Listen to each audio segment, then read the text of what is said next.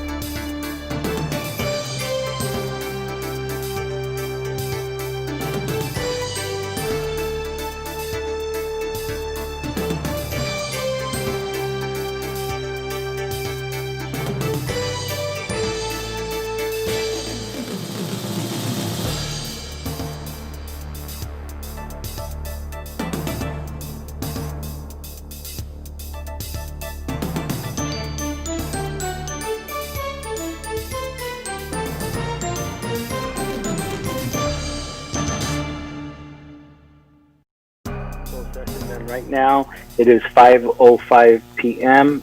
and we're going to be going into closed session. Can I please have a roll call?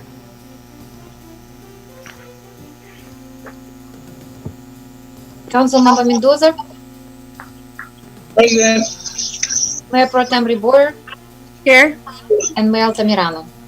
Here. Okay, if you would like to report on the items that we're going to be speaking on closed session, please. I actually, Mr. Mayor, I have a public comment for the closed session, so I'll read it now.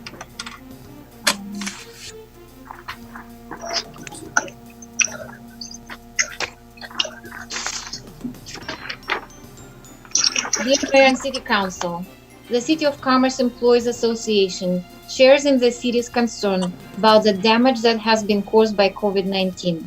This virus has impacted the health of some of our members and their families. We continue to pray for the well-being of our employees, their families, and the members of this community. As we start to reopen some of the programs and services and bring some of our furloughed employees back to work to serve this community, we ask this council to continue to instruct our managers and directors to put the health and safety of the employees and the residents at the forefront. We look forward to starting to provide more services to the community and to reopen City Hall, parks, aquatics, and libraries as soon as possible, but we must do so in a safe manner. We're also very concerned about the economic damage COVID-19 has caused to the City of Commerce.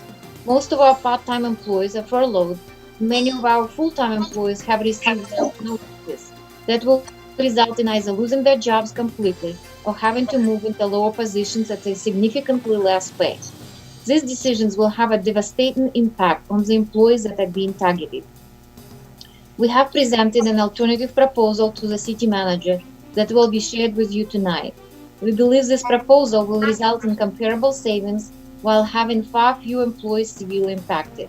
We ask that the pay reductions be shared across all segments of the workforce, from executive management all the down to our rank and file employees.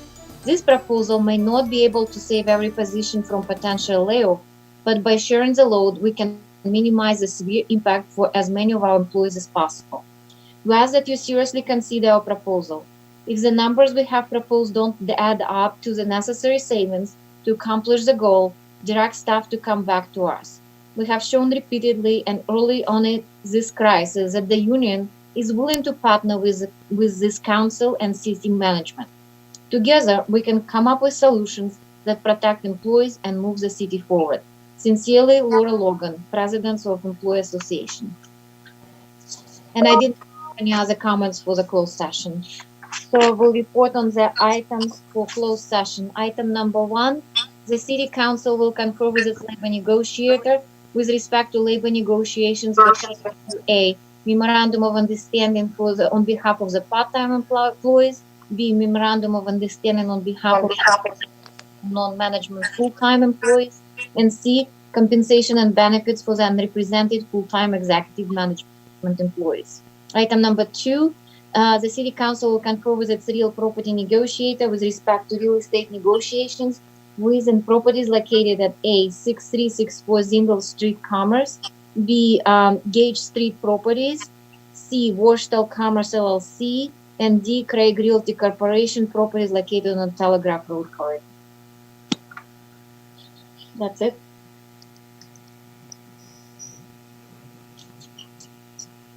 Sorry, I was on mute. Okay, we'll go ahead and recess to closed session. So I'll see you guys on the other link. Thanks.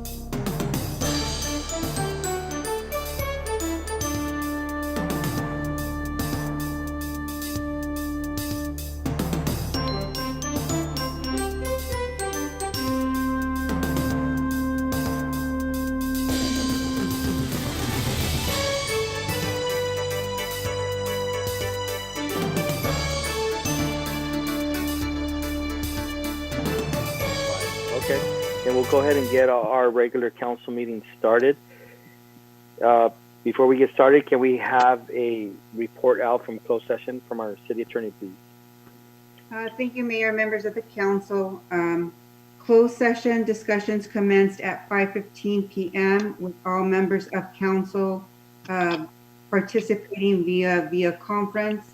Items 1A, 1B, and 1C were discussed and were briefed by City Manager Edgar Cisneros and Assistant City Manager Vilko Domic. Discussions have not concluded.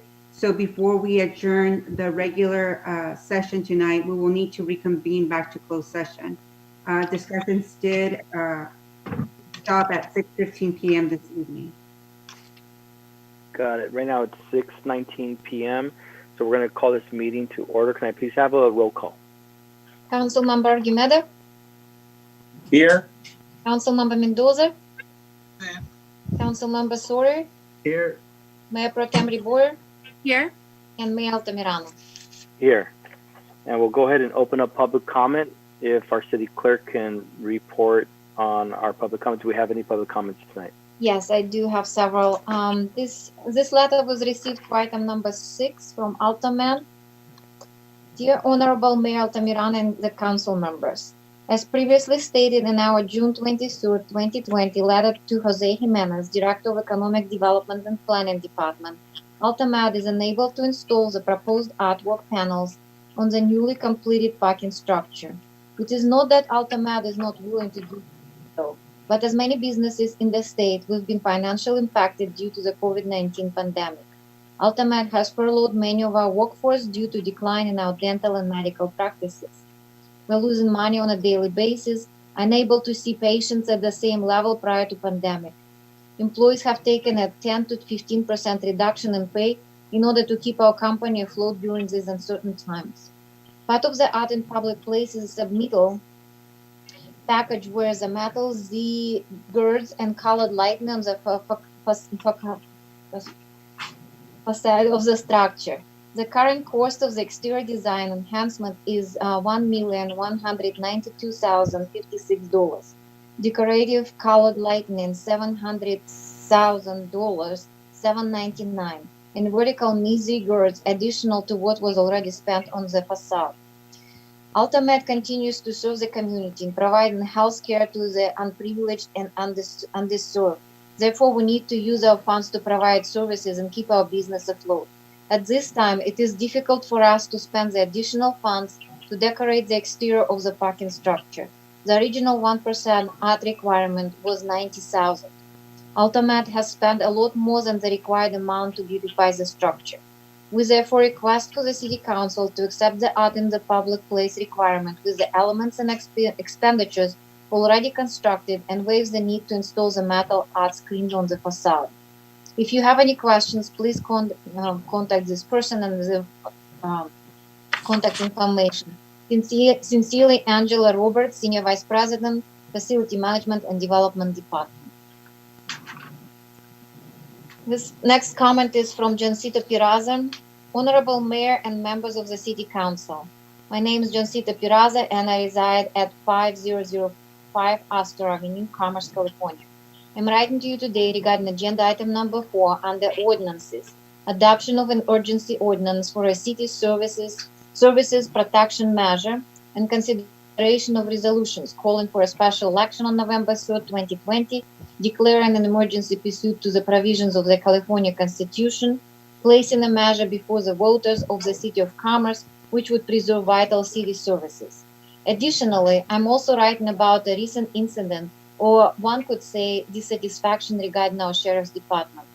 I applaud the work of our Assistant City Manager Vilko Domic and his proactive approach to stabilize the city's finances by adopting a 0.25% general transaction and use tax.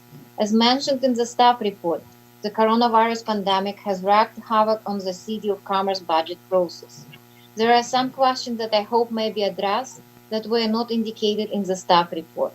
My staff advised if an oversight committee will be created or warranted for this tax, as was the case with the Measure AA. Additionally, the report does not make reference nor implements a sunset clause to the proposed ordinance. On a second matter, a relative of mine had their car broken into at the Citadel this weekend. By no means is this of any fault for the Citadel. It is disappointing that I took our sheriff's department almost an hour to respond to the call. I want to thank Councilmember Guimada for making sure someone arrived on the scene once a call was placed to him regarding delayed response time from sheriffs. I hope our city will hold our sheriff's department accountable for their delayed response times. I have always been a supporter of our law enforcement, but this experience was less than desirable. I respectfully ask if the city manager may, in response to this letter, address the current status of a dedicated unit that is being funded to be dedicated to the Citadel. Additionally, I hope the city manager may also provide an update regarding alternative policing services for our community. When your car is broken into and the sense of security is gone, the last thing any resident should go through is waiting an hour for deputies to arrive on the scene. I thank you all for your time, and may you all and families continue to be safe during these pandemic times. The next one is from Cassie Marfopoulos. Good evening, Commerce Council members. I'm Cassie Morphopoulos and I live in Glendale, California. I'm active in the interfaith community and is fighting against teen drug use. Over the last 3 years, marijuana use has gained a foothold with our youth that are truly worried about. Some of the ill effects are lack of motivation, inability to learn, addiction, mental and emotional troubles. I urge you to access the Surgeon General website to see this healthy risk fully covered. I'm also a real estate loan broker with 30 years of experience in seeing business tax returns for both healthy and failing businesses. When Proposition 64 passed, the belief was that customers would buy from legal dispensaries and that cities who permitted this new industry would have a net profit. We now know that was a wishful thinking. The news headlines read, the black market has expanded, the legal market is shrinking. At this late date, our state government is trying to get the dispensary chaos under control by suggesting an increase of penalties and fines. The fight between the illegal and legal pot business continues, and it is affecting every city that relies on that industry for its tax base. From a practical business standpoint, the market is oversupplied with too many cultivators and too many dealers. The tax base is shrinking because oversupply has crashed the price of marijuana-based products. As a loan officer, I would recommend that Commerce recognize the weakness of this business sector and initiate strong controls. No one can claim that the legal cannabis industry has performed well, and most industry experts see no improvement for at least 5 more years. You have a fragile financial situation in Commerce, and strong engaged leadership is needed. Trying to give the city manager broad powers to manage the cannabis sector won't work. There must be checks and balances, especially when you already know that you are dealing with an industry dominated by criminal activity. Hiring expensive cannabis consultants is not the answer. Look at the track records of these so-called experts. Only a naive person would put faith in their predictions. You would be better served by understanding the Surgeon General's warnings when he lays out the true risk of today's high THC marijuana. You can't rely on the troubled marijuana industry with its unstable track record and ongoing health risks. Don't continue to base the future of commerce on such a big bet. Respectfully, Cassie Morphopoulos, Glendale, California. Next comment is from James Herman. Dear council members, we have a special election coming up on November 3rd regarding whether the City of Commerce should allow 4 commercial marijuana businesses to amend their business permits and whether we should allow 2 additional marijuana businesses to operate in our city. There is a substantial cost of $45,000 for holding a special election for the 6 marijuana businesses on November 3rd. Your announcement at the last council meeting on July 7th that the 6 marijuana companies must pay for the election cost. I urge you to ensure that they pay City of Commerce $45,000 before you put their ordinances on the November 3rd ballot. And if they don't, you should repeal all 6.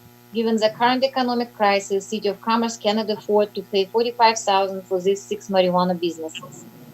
For another marijuana-related matter, our city manager, Edgar Cisneros, is asking our city council to give its decision-making power an authority to him so that he can approve and disapprove the transfer of commercial marijuana permit from one company to another, and the change in ownership of a permitted marijuana company, all by himself without any checks and balances. So do you want to give Edgar Cisneros your decision-making power and authority as our elected officials? There is nothing more than a power grab by Edgar Cisneros. Giving our individual an unchecked power and authority breeds corruption. As our elected officials, the job is to ensure that there is no corruption in the city hall. According to today's staff report, you gathered over 4.2 million from the companies wishing to receive a city license to engage in growing and distributing marijuana and spent 2 million. I would like to ask you how you spent 2 million. According to the staff report, you used over $1.1 million for contractual services and legal services. As you recall, you hired Ebony Anderson and her company EGMA and Renee Farrell and her company Clean Consultant as your marijuana consultants and paid them $385,000 and $315,000 respectively. Total of $700,000. As the whole world knows, both of these individuals do not have any qualified experience and education to advise you on the commercial marijuana programs in our city. For legal services is over $351,000 went to Alvarez, Glassman, and Colwin, who employs our city attorneys Norma Capada and Noel Tapio. Alvarez, Glassman, and Colwin has been making campaign contributions to council members Orauli Riboyer, John Sawyer, and Ivan Altamirano, who have been advocating 28 marijuana businesses in our city. Isn't this a conflict of interest? According to you, our city burns through $15 million from the reserve fund in 3 months because the collection of the tax revenue declined rapidly due to the coronavirus pandemic. However, the consultants and lawyers are making all the money off our city. They have made more than $1 million from our city. What is justification for spending money like a drunken sailor? Is this why we are facing a major financial crisis? Residents and voters in Commerce do not want marijuana drug dealers to operate in our city, legally or illegally. Legal or illegal marijuana business in our city give a wrong message to our young people. They think it's okay, they think it's cool to use marijuana when they see it openly and legally manufactured and sold in our community. Many of our kids will use it in form of highly concentrated THC, the psychoactive component in marijuana. We see many news reports and public service announcements on TV about how dangerous vaping THC oil from marijuana plants can be on our lungs, especially to our young people. What is happening in our city makes us question the integrity and wisdom of our city council. Do the right thing, clean our city and set a good example. Get rid of those companies that have a history of bribing city officials and corrupting mature adults. Get rid of companies that produce dangerous drugs that harm the health of our youth and corrupt their minds. Thank you, James Herman. I have one more comment from Richard Hernandez. Council members of Commerce, my name is Richard Hernandez and I reside in Commerce. I respectfully urge our City Council members to not give your decision-making authority and power as our elected officials to our City Manager, Edgar Cisneros. He's asking you to empower him to approve and disapprove on his own whether the marijuana business permits can be transferred from one company to another or whether the ownership of a licensed marijuana company can be changed or not. No person in our city hall should be making any decisions which affect the welfare of our city without any check and balances. This creates corruption.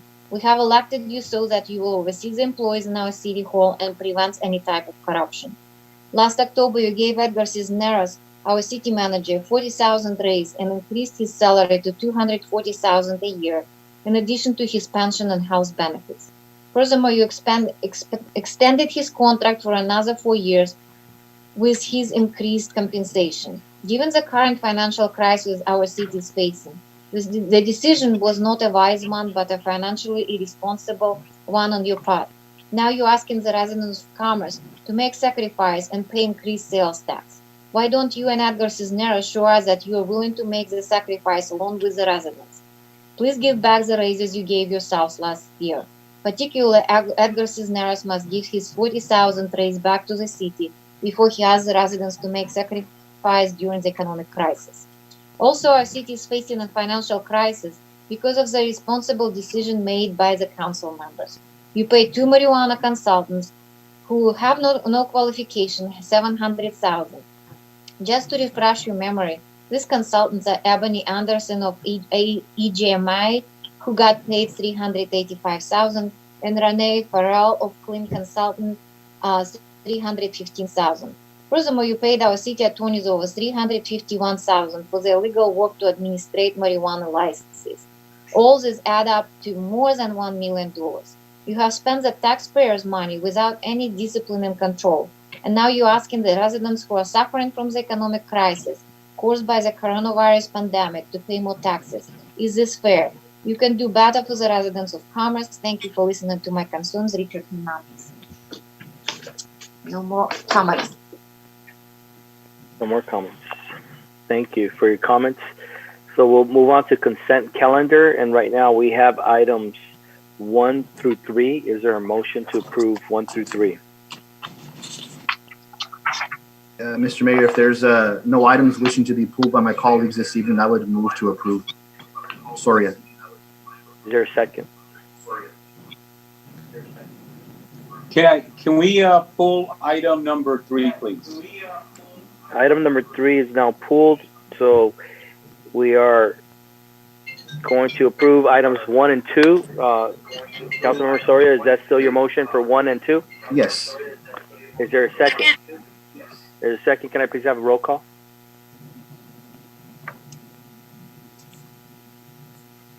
To our city clerk, can I please have a roll call? Lena, you're muted.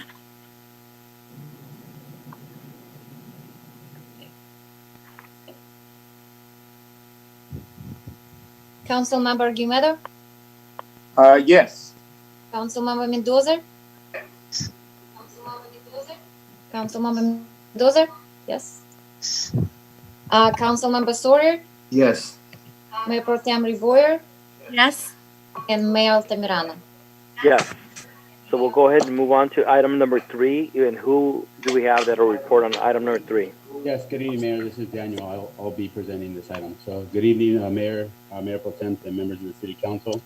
So I'll be presenting the suggested resolution approving the proposed safety improvements at the intersection of Callan and Fair Street. So some background here on this item. Staff received a request from a resident to install flashing pedestrian signs in crosswalk at the subject intersection. So staff conducted a study which included a technical review of the existing conditions, accident history, line of sight, preliminary review of an all-way stop, and the flashing beacon application. It was determined that it didn't meet the criteria set forth by the California MUTCD to install flashing beacons, or it met the warrants for a 4-way stop. However, it was determined that additional red curb could be installed on the east and west sides of Callan and the north and south side of Fair Street.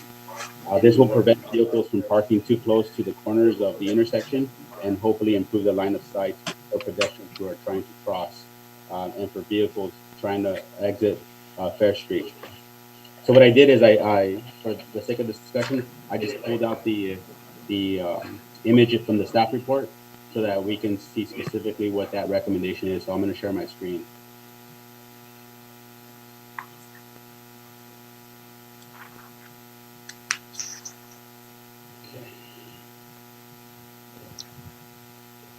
So right here on the screen, you can see these two diagrams that show where the red curb will be installed, approximately how much red curb in each direction, and the number of parking spaces, approximate parking spaces that may be lost due to the installation of the red curb.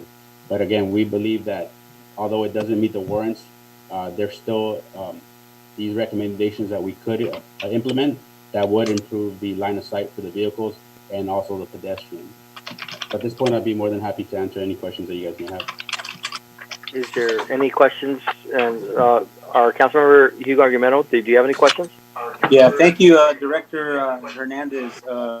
Thank you for going over the item. More than anything, I wanted it for the benefit of the public because, obviously it didn't meet the guidelines, and a lot of times people don't understand that sometimes we request things, but we're not completely,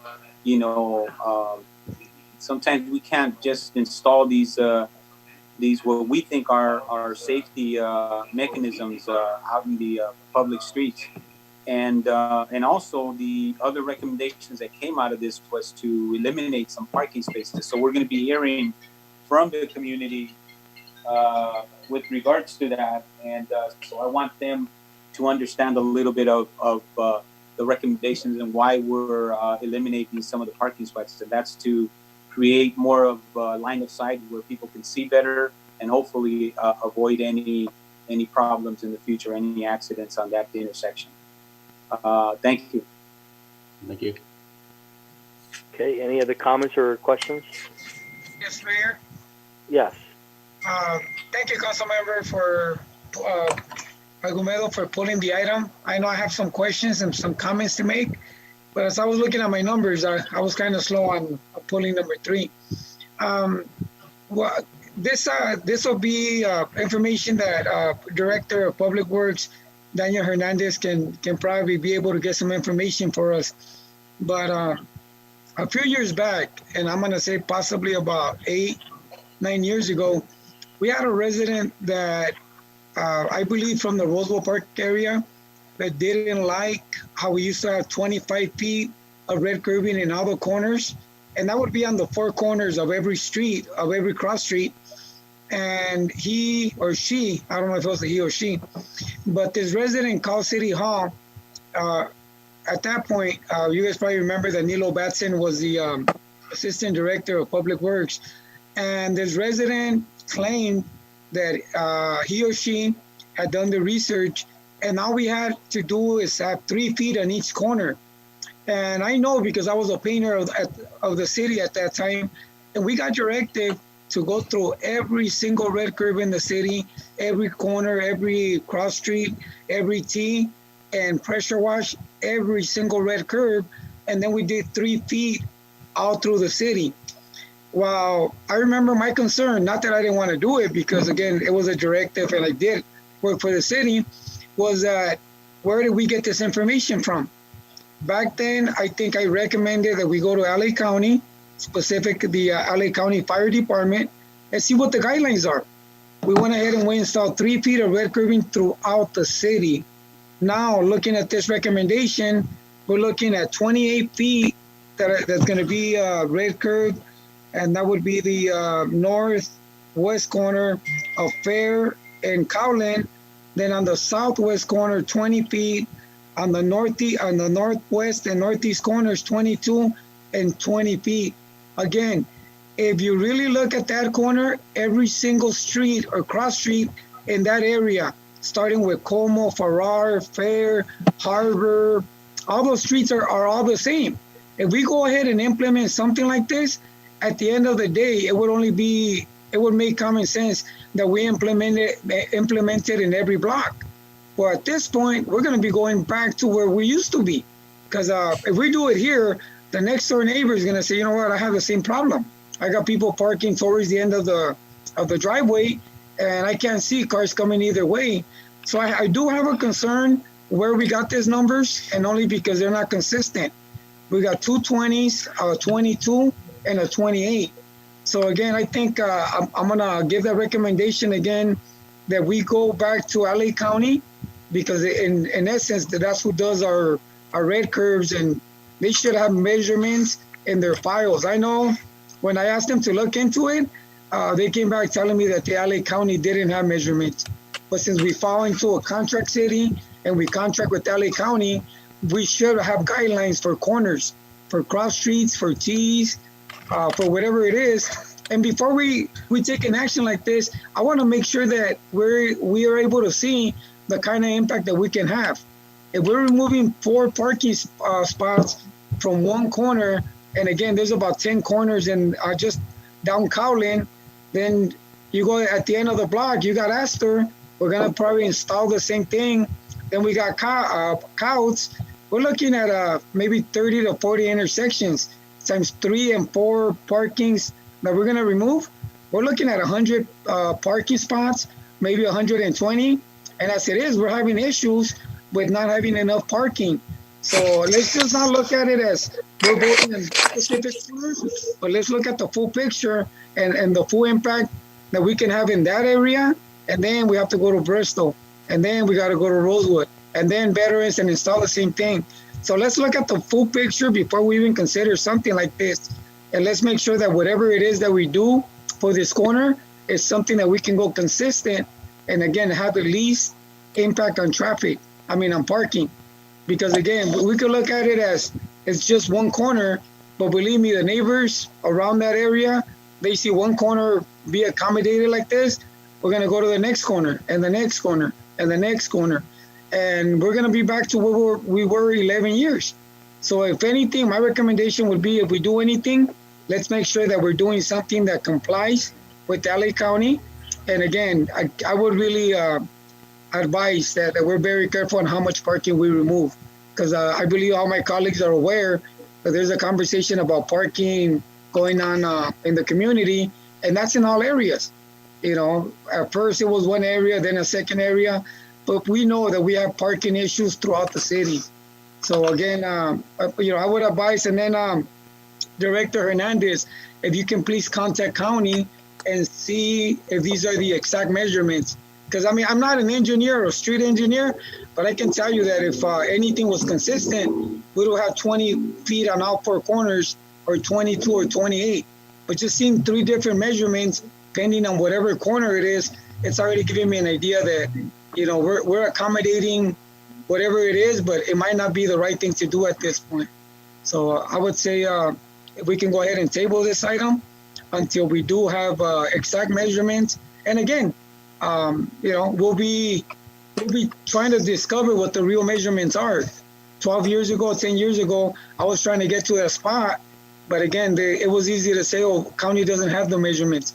Somebody's got to have them because, you know, we've been operating for 60 years. And unfortunately, we're going to have to one day paint the exact measurement that it has to be. And I want to make sure that we start, you know, even if we start in that block, that we do what we're going to do and be consistent throughout the city. Again, thank you. And I know Director Hernandez was not here, but if you can help us out with that, I think you can help us and direct us in the right direction. Thank you, Mayor. Of course, and we can always, you know, obviously check the math, right, in terms of ensuring that we're providing you with an accurate depiction of what we're recommending. But I will tell you that there's a rhyme and reason for the discrepancy in the numbers. It's based on the geometry. So if you look at the attachment, which is page 5, it kind of walks through the line of sight. So we've denoted a car in that line of sight that's required for us to be able to meet that. So if you look at figure 4, that's how the 20 feet, and there's more technical information as it relates to the actual calculation, but this is a good visual to see kind of the line of sight and how we calculated the 20 feet on the west corner and on the 20 feet on the bottom. So this is a nice depiction, but as always, we can double check the math, right? Because again, thank you for the explanation, but again, my concern is with this action that we will be taking tonight, we would be removing 4 parking areas or parking sections from the street. And again, if we go citywide, we're going to be losing hundreds, possibly even 1,000 parkings throughout the city. And it's a big conversation going on right now. I just want to make sure that we know what we're doing. And again, if this is a start, I'm happy to start it. Thank you, Mr. Hernandez. No problem. Thank you. Thank you, Councilmember Mendoza. So there's been a request to table this item. Is the rest of the City Council okay with that? I'm okay with that. I I'm think okay with that. Councilmember Mendoza brings up some very good points there, and we do know that we have a tremendous issue with parking throughout the city. Thank you. Okay, this item has been tabled. We'll go ahead and move on to ordinances. And can I please we're going to move on to item number 4. So can I have city staff present on item number 4? Yes, good evening, Honorable Mayor, council members. Before you tonight is an item that is potentially looking to have an election placed on the November 3rd ballot that would encompass, in addition to the sales tax of 10.0 here in the City of Commerce by 0.25%. So what we're asking the city council to do, and I will read off here the following actions. By a unanimous vote, adopt the resolution declaring an emergency as required by the California Constitution, Article X113C, Section 2B, and calling and giving notice of a special municipal election to be held on Tuesday, November 3rd, 2020, to submit to the voters of the City of Commerce a city services protection ordinance to adopt a 0.25% general transactions use tax, setting deadlines and priorities for filing written arguments and rebuttals regarding the city measure, and directing the city attorney to prepare an impartial analysis and related matters to said special municipal election. Also, by at least 2/3 vote, waive reading in full and adopt the urgency ordinance for a city services protection measure structured as a general transactions and use tax to be administered by the State Board of Equalization or the California Department of Tax and Fee Administration as applicable pursuant to Revenue and Taxation Code Section 7251 to be submitted for voter approval pursuant to Elections Code 9200 and Revenue Taxation Code Section 7285.9. And finally, by at least a majority vote, adopt the resolution requesting the Board of Supervisors of the County of Los Angeles authorize and order the consolidation of the special municipal election of the City of Commerce with other elections occurring on November 3rd, 2020, and requesting the county clerk register our voters provide certain services in connection with such election. As all of you know, the City of Commerce has been embroiled with the COVID-19 pandemic, as most of the state, the country, and of course the world. So just to give you an introduction, we have been grappling with this since mid-March, and it has been, a very trying time for local governments here in California. What is placing the severity as far as civil, the fiscal impacts on local governments will depend on social factors, and of course those will be difficult to estimate. So a couple of those are economic recovery, and you hear whether or not this is going to end fairly soon. Could there be a second wave, on the horizon? When is the vaccine going to come into play? So that'll be something of note here in the near future. The long-term economic effects of the pandemic. We as a city have been reliant on sales tax and of course the casino to a large degree as far as our general fund revenues are concerned.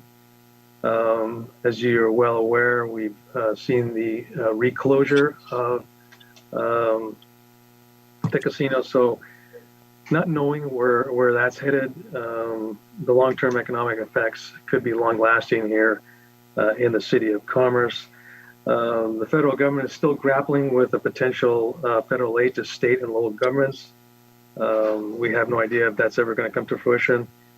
The state budget, of course, was adopted, but they could revisit it any time. And we still don't know what the potential of any local government impacts there. And then, of course, at our level, the City Council has been through several dialogue with myself and Edgar, our city manager, as it relates to mitigating measures and how do we go about solving the projected shortfall in this fiscal year. It's been a trying time. So just to give you a little context, the city has utilized $12.5 million in reserves just to get us through the end of last fiscal year, which just ended June 30th, 2020. We are currently looking at a projected shortfall of $15 million for this current fiscal year. And we have put before the City Council some mitigating measures a redevelopment loan repayment of $3 million. The big one that we are discussing here tonight, the implementation of a quarter cent for percentage sales tax. Hopefully, being implemented on January 1st of 2021, and then hopefully things will have at least come back to some sort of normalcy. And then I'm projecting about a $4 million item there. Using some of our PERS stabilization fund to the tune of $500,000. We're looking at service level and program reductions of close to $7 million. PERS pickup about $750,000. Potentially residential refuse pickup. That number could change depending on the implementation date and or whether or not the city council moves forward on it. And then a few other items: the suspension of tuition reimbursement, citywide travel, and deferred comp match there before you. And of course, I'll just say that those items are fluid and will become more definitive as we move further in the process. The one other thing that I have to do is bring to the light is that we are currently at 10.0%. Our cap here by law is 10.25%. So we're asking not only to adopt, or at least put this on the ballot for adoption and approval by the community to address, or at least be part of the mitigating measure to address the $15 million, but is also to capture that 0.25% so it doesn't get gobbled up by one of our local agencies. You've seen AQMD come before, you've seen other measures that the county had put on. So I would rather that we have that 0.25% here in the city and giving us local control of those funds.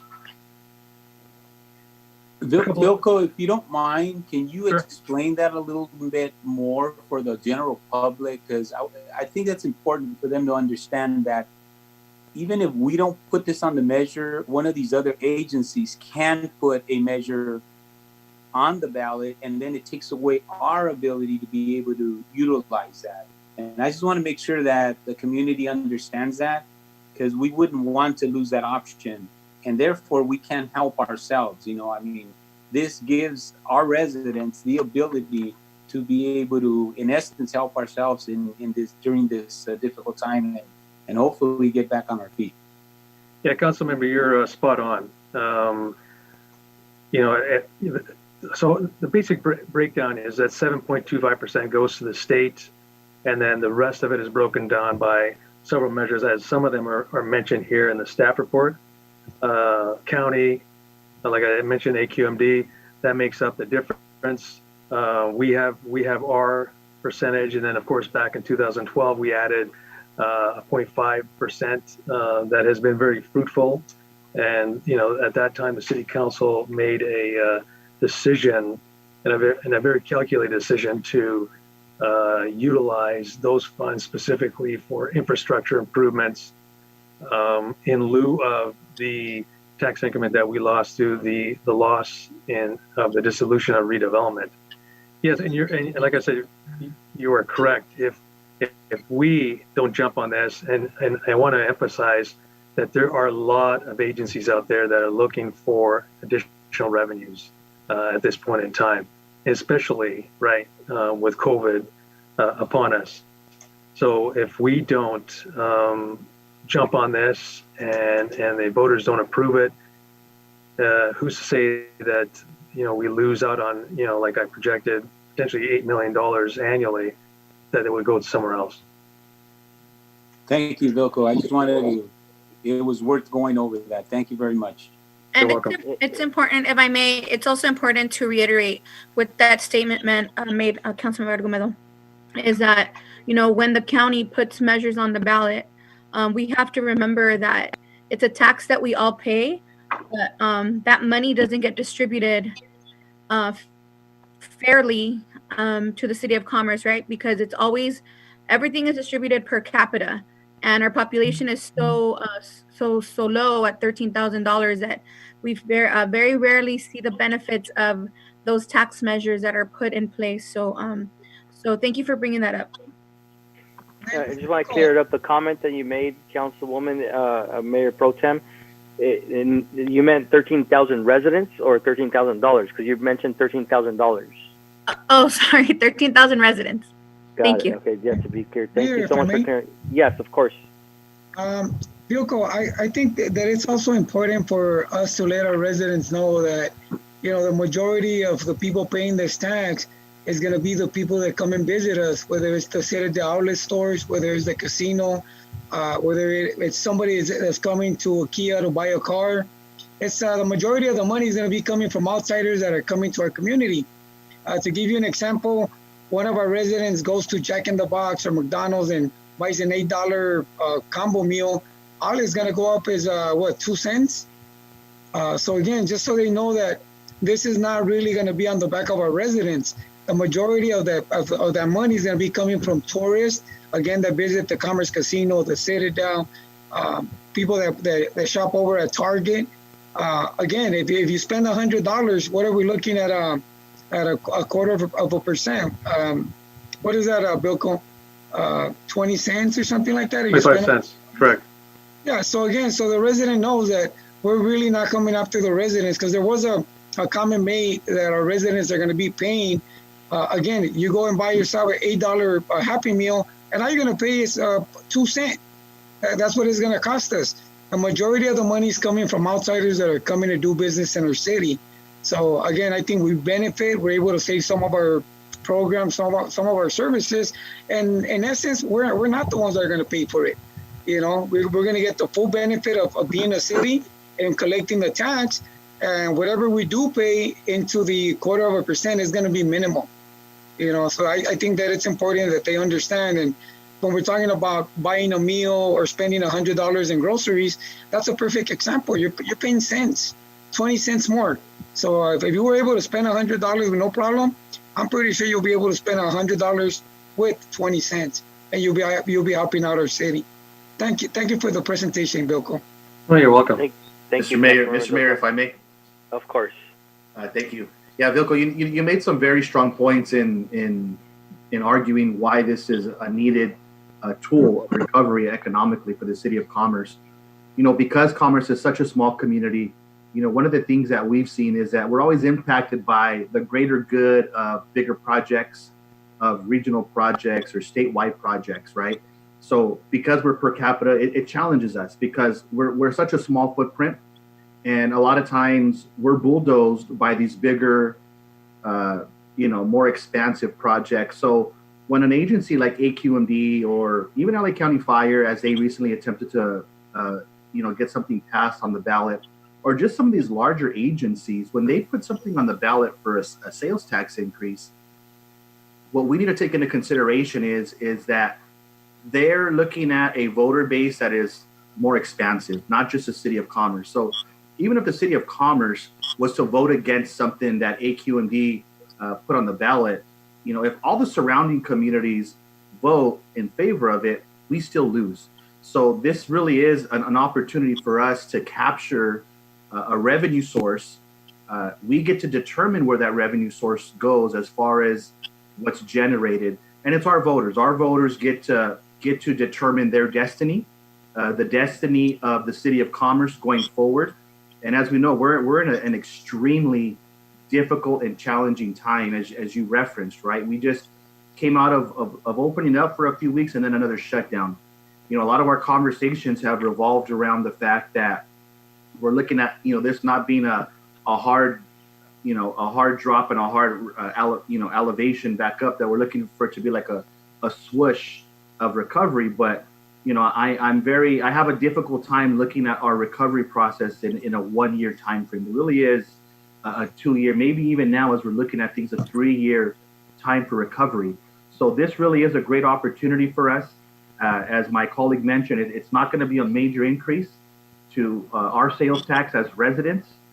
We understand, right? We never want to come to a place where we're hearing, more taxes. But if the window of opportunity is here for us.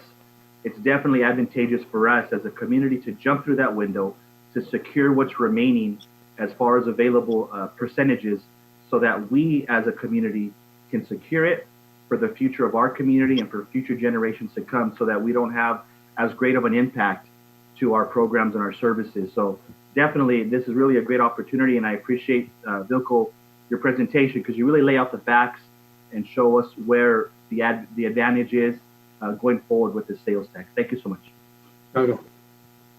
All right, thank you, City Council. Is any final comments before I open up the public hearing?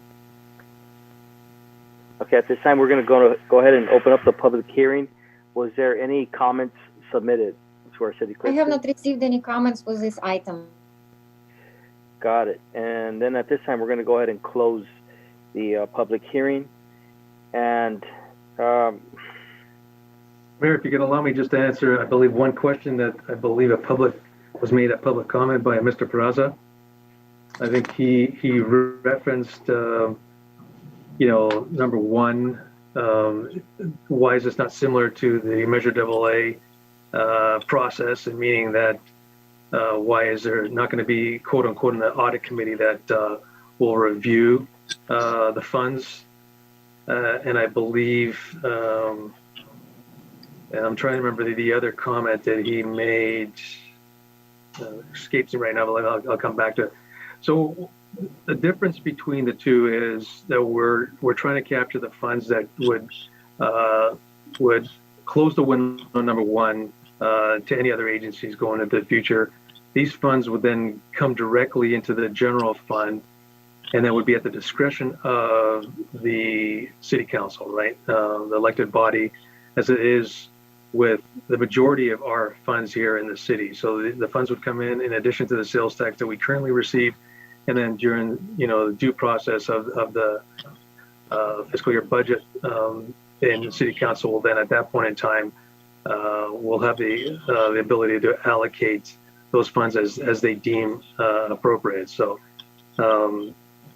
we're not going to go through the process of allowing, or at least affording those funds to go into the AA, because those were specifically for infrastructure, some economic development, some public safety. This is here to remedy and be a measuring device to help out with our shortfall. And I believe the other one was that there is no sunset clause on this. Just like the sales tax that has been approved back in 2012, we're recommending that there is no sunset clause on this going forward. I'm not having to worry and have the grief of going back in 5 or 10 years and have to go through this process once again. So there could be individuals out there that might disagree, but I just want to close the door twice, and that is, you close it on other agencies being able to capitalize on what's remaining as far as the maximum capacity.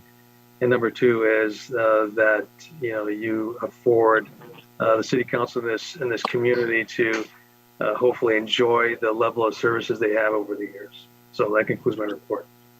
Absolutely, and I see if we do implement a sunset clause, it leaves it open for other agencies to then start to impose the tax for us. So we need to stay safe and not have a sunset clause. But I appreciate your report. So at this time, then it's time for city council to take action on this ordinance. So what is the action the city council would like to take? Legal counsel, for clarification purposes, do we make 3 different motions for the recommendations, or is it one motion that would encompass recommendation 1, 2, or 3? Let's take a separate motion for each of the 3 items. Okay, so then right now we're with number 1. And what is the motion for item number 1? I would move to approve item number 1. And thank you, Councilmember Arroyo. There's a motion and there's a second. Can I please have a roll call?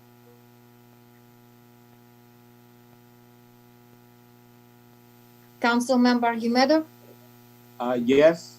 Councilmember Mendoza, Yes. Councilmember Soria, Yes. Mayor Pro Tem Reboer, Yes. and Mayor Altamirano. Yes. So now we'll move on to item number 2. So is there a motion for 2? I would move to waive the reading, the full reading. There's a motion. Is there second a that. second? There's a second. Can we please have a roll call? Councilmember Guimedo, Yes. Councilmember Mendoza, Yes. Councilmember Sawyer, Yes. Mayor Pro Tem Reboer, Yes. and Mayor Altamirano. Yes. And I will read the title of the ordinance. An urgency ordinance of the City Council of the City of Commerce, California, imposing a general transaction and use tax to be administered by the California Department of Tax and Fee Administration or the State Board of Equalization as applicable pursuant to California Revenue and Taxation Code, Section 7251, subject to voter approval. Okay. And then are we going to be voting on the number 3 as well? Yes, we need a motion for number 3. Okay, so then we need a motion for number 3. I would move to approve item number 3. Second. There's a motion. Second. Can I please have a roll call?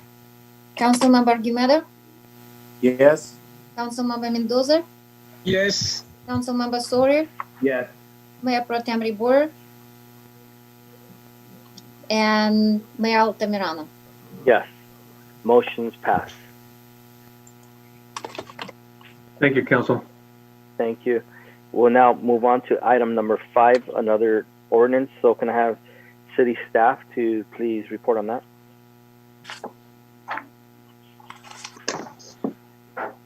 Yes, Mayor, this is Daniel. I'll be presenting this item.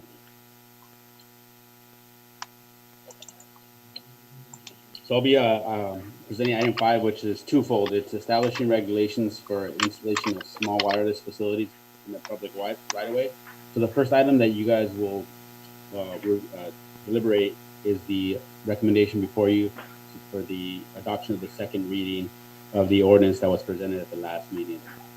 Once that is done, then we can go into the next phase of it, which is the resolution, which governs those regulations. So I've included the 4 slides that were presented previously.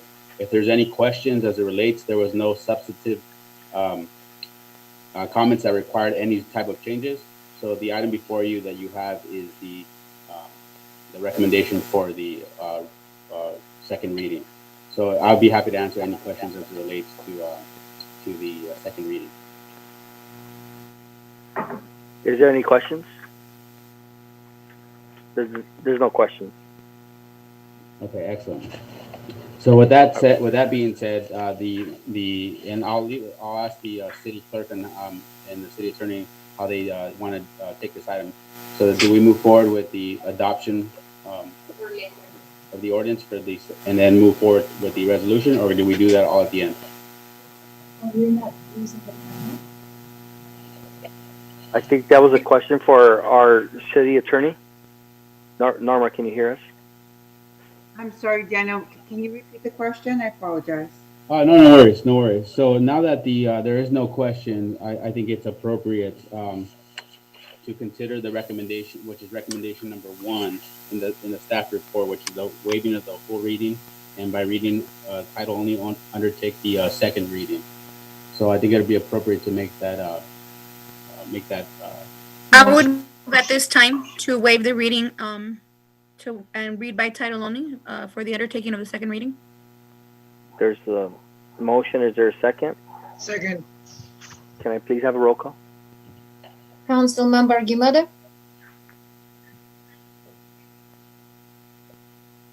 I don't see Councilmember Guimedo. You on mute. Are you? That's a yes. Sorry about that. Councilmember Mendoza, Yes. Councilmember Sawyer, Yes. Mayor Pro Tem Reboer, Yes. and Mayor Altamirano. Yes. And I'll read the title of the ordinance. An ordinance of the City Council of the City of Commerce, California, amending Chapter 19.27, antennas and other wireless communication facilities of Title 19 of the Commerce Municipal Code by repealing and revising Section 19.27.030, antennas requiring conditional use permit, and adding section 19.27.100 wireless telecommunication facilities in the public right-of-way and section 19.927.110 design guidelines for small wireless facilities. And may I have a public comment also for this item? I don't know if we want to finish the presentation and then open public comment. Yeah, let's finish this presentation and we'll open it up. All right, excellent, Mayor. Thank you. So now that the ordinance was adopted, we're seeking council approval of a resolution establishing design standards and guidelines, a fee schedule, and a license agreement, which we'll go over in detail in the next few slides. So these are the three items that you'll be reviewing.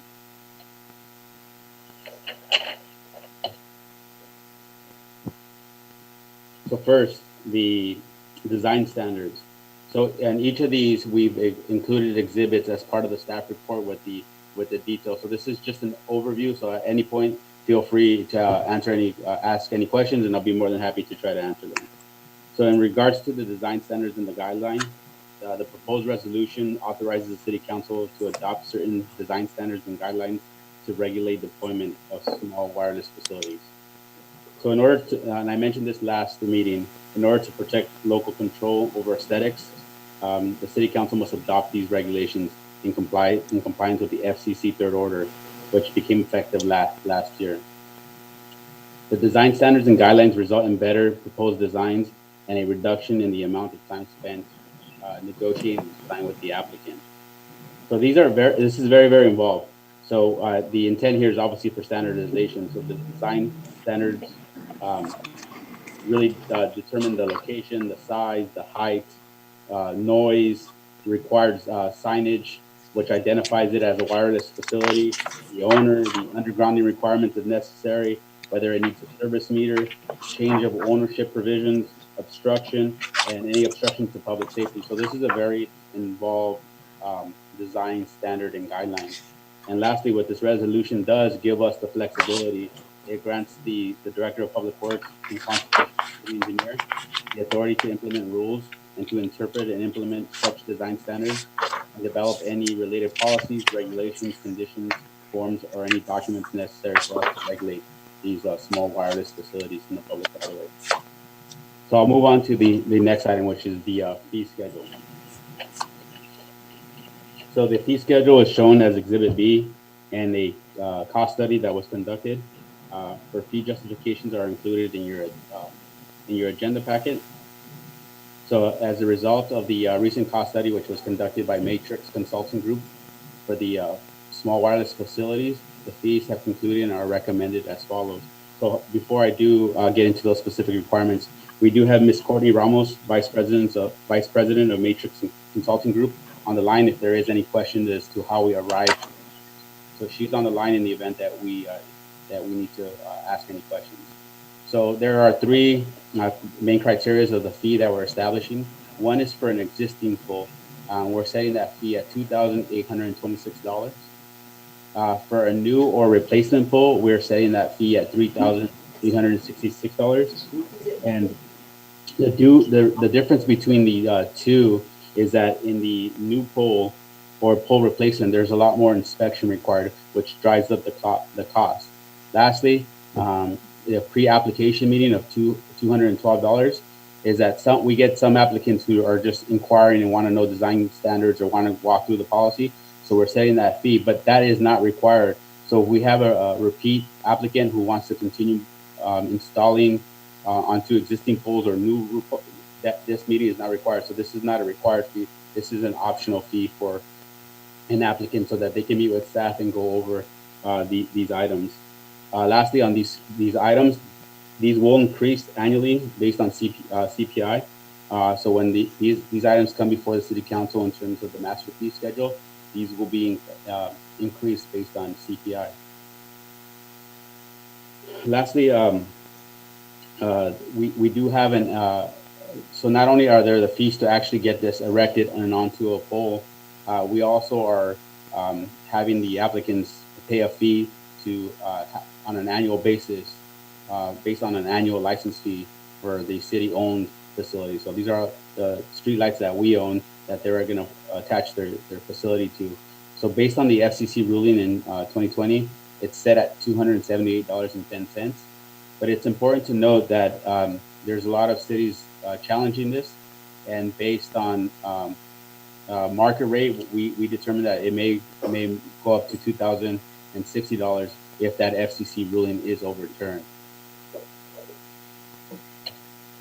So lastly, the license agreement, and this one's pretty straightforward. So applicants for these small wireless facilities, such as AT&T, Verizon, Crown Castle, must enter into a license agreement with the city to install their antennas and related equipment. The licensing agreement includes various provisions such as terms of agreement, the fees, utilities and operation costs, repair and maintenance, assignment if they choose to assign that facility, indemnification and insurance. And the execution of the agreement is required as part of the actual encroachment permit. So it's part of the policy that we're establishing. So with that being said, this is the recommendation that you have before you. We do have staff available to answer. There is a public comment that could be heard during public hearing. So if you want to ask questions down there, or if you want to wait until after the public hearing, we'll be more than happy to answer. Is there any questions to staff before I open up public hearing? Okay, I see none, so we'll go ahead and open up the public hearing so if our city clerk can address that. I have a comment from AT&T, comment for the small wireless facility regulations. Overview. AT&T thanks the City Council for this opportunity to share our comments, which are intended to help foster responsible wireless deployments. We urge the city to invest more time in enacting reasonable wireless regulations to promote advanced wireless services that are needed now more than ever. And top comments. Fees. The city's application fee far exceeded the FCC's safe harbor for lawful fees, but the city hasn't provided enough information to evaluate those fees. AT&T is happy to work with the city to develop lawful fees. We need the specifics on tasks and times the city assumes, so AT&T can suggest ways to reduce time and costs. Next, design standards. The city needs to build more flexibility into its design standards to avoid prohibiting wireless services. Requirements, like requiring accessory equipment in a single shroud, should be limited to the extent feasible. AT&T appreciates that the city's maximum antenna sizes match antenna designs it has proposed, but greater flexibility will be needed to accommodate other real-world small cells. Some 5G designs cannot be shrouded or mounted at the top of tall poles. Remote radio units also cannot be placed underground. They need to be above ground near antennas to function properly. New poles. While AT&T certainly will work with the city on designs for new poles, the city cannot force AT&T to erect a pole that serves some function other than hosting a wireless facility. Conclusion. AT&T wants to collaborate with the city to develop reasonable regulations. We were disappointed that the city did not make revisions based on our previous comments in its July 7, 2020 letter. Taking a little more time now to work with providers to understand available technologies will go a long way to avoid future seating problems. That's the only comment I received, Mr. Mayor. Okay, that's the only comment. So is there any questions or comments when it comes to the comment that was just made? Seeing none, I'm going to go ahead and close the public hearing. And if there's any questions of staff before we move on. And I see none, so then there's a motion. And I think we have one more motion, which is the item number 2 within the item number 5, correct? We still need to vote just on that one. So is there a motion to pass for the item number 2?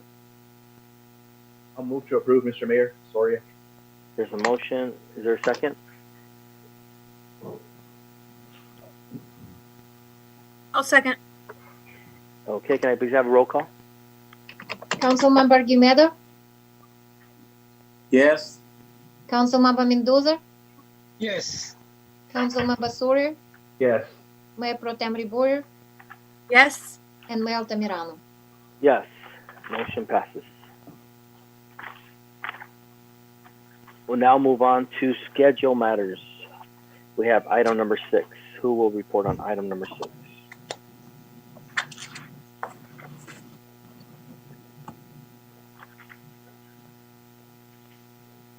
Good evening, Honorable Mayor, Mayor Pro Tem, and Council. I will be presenting on item number 6. It's a unique request this evening that we bring before you as it relates to a previous matter associated with Altamed, which is located just north of the 5 freeway and addressed at 2035, and also a secondary address at 5401.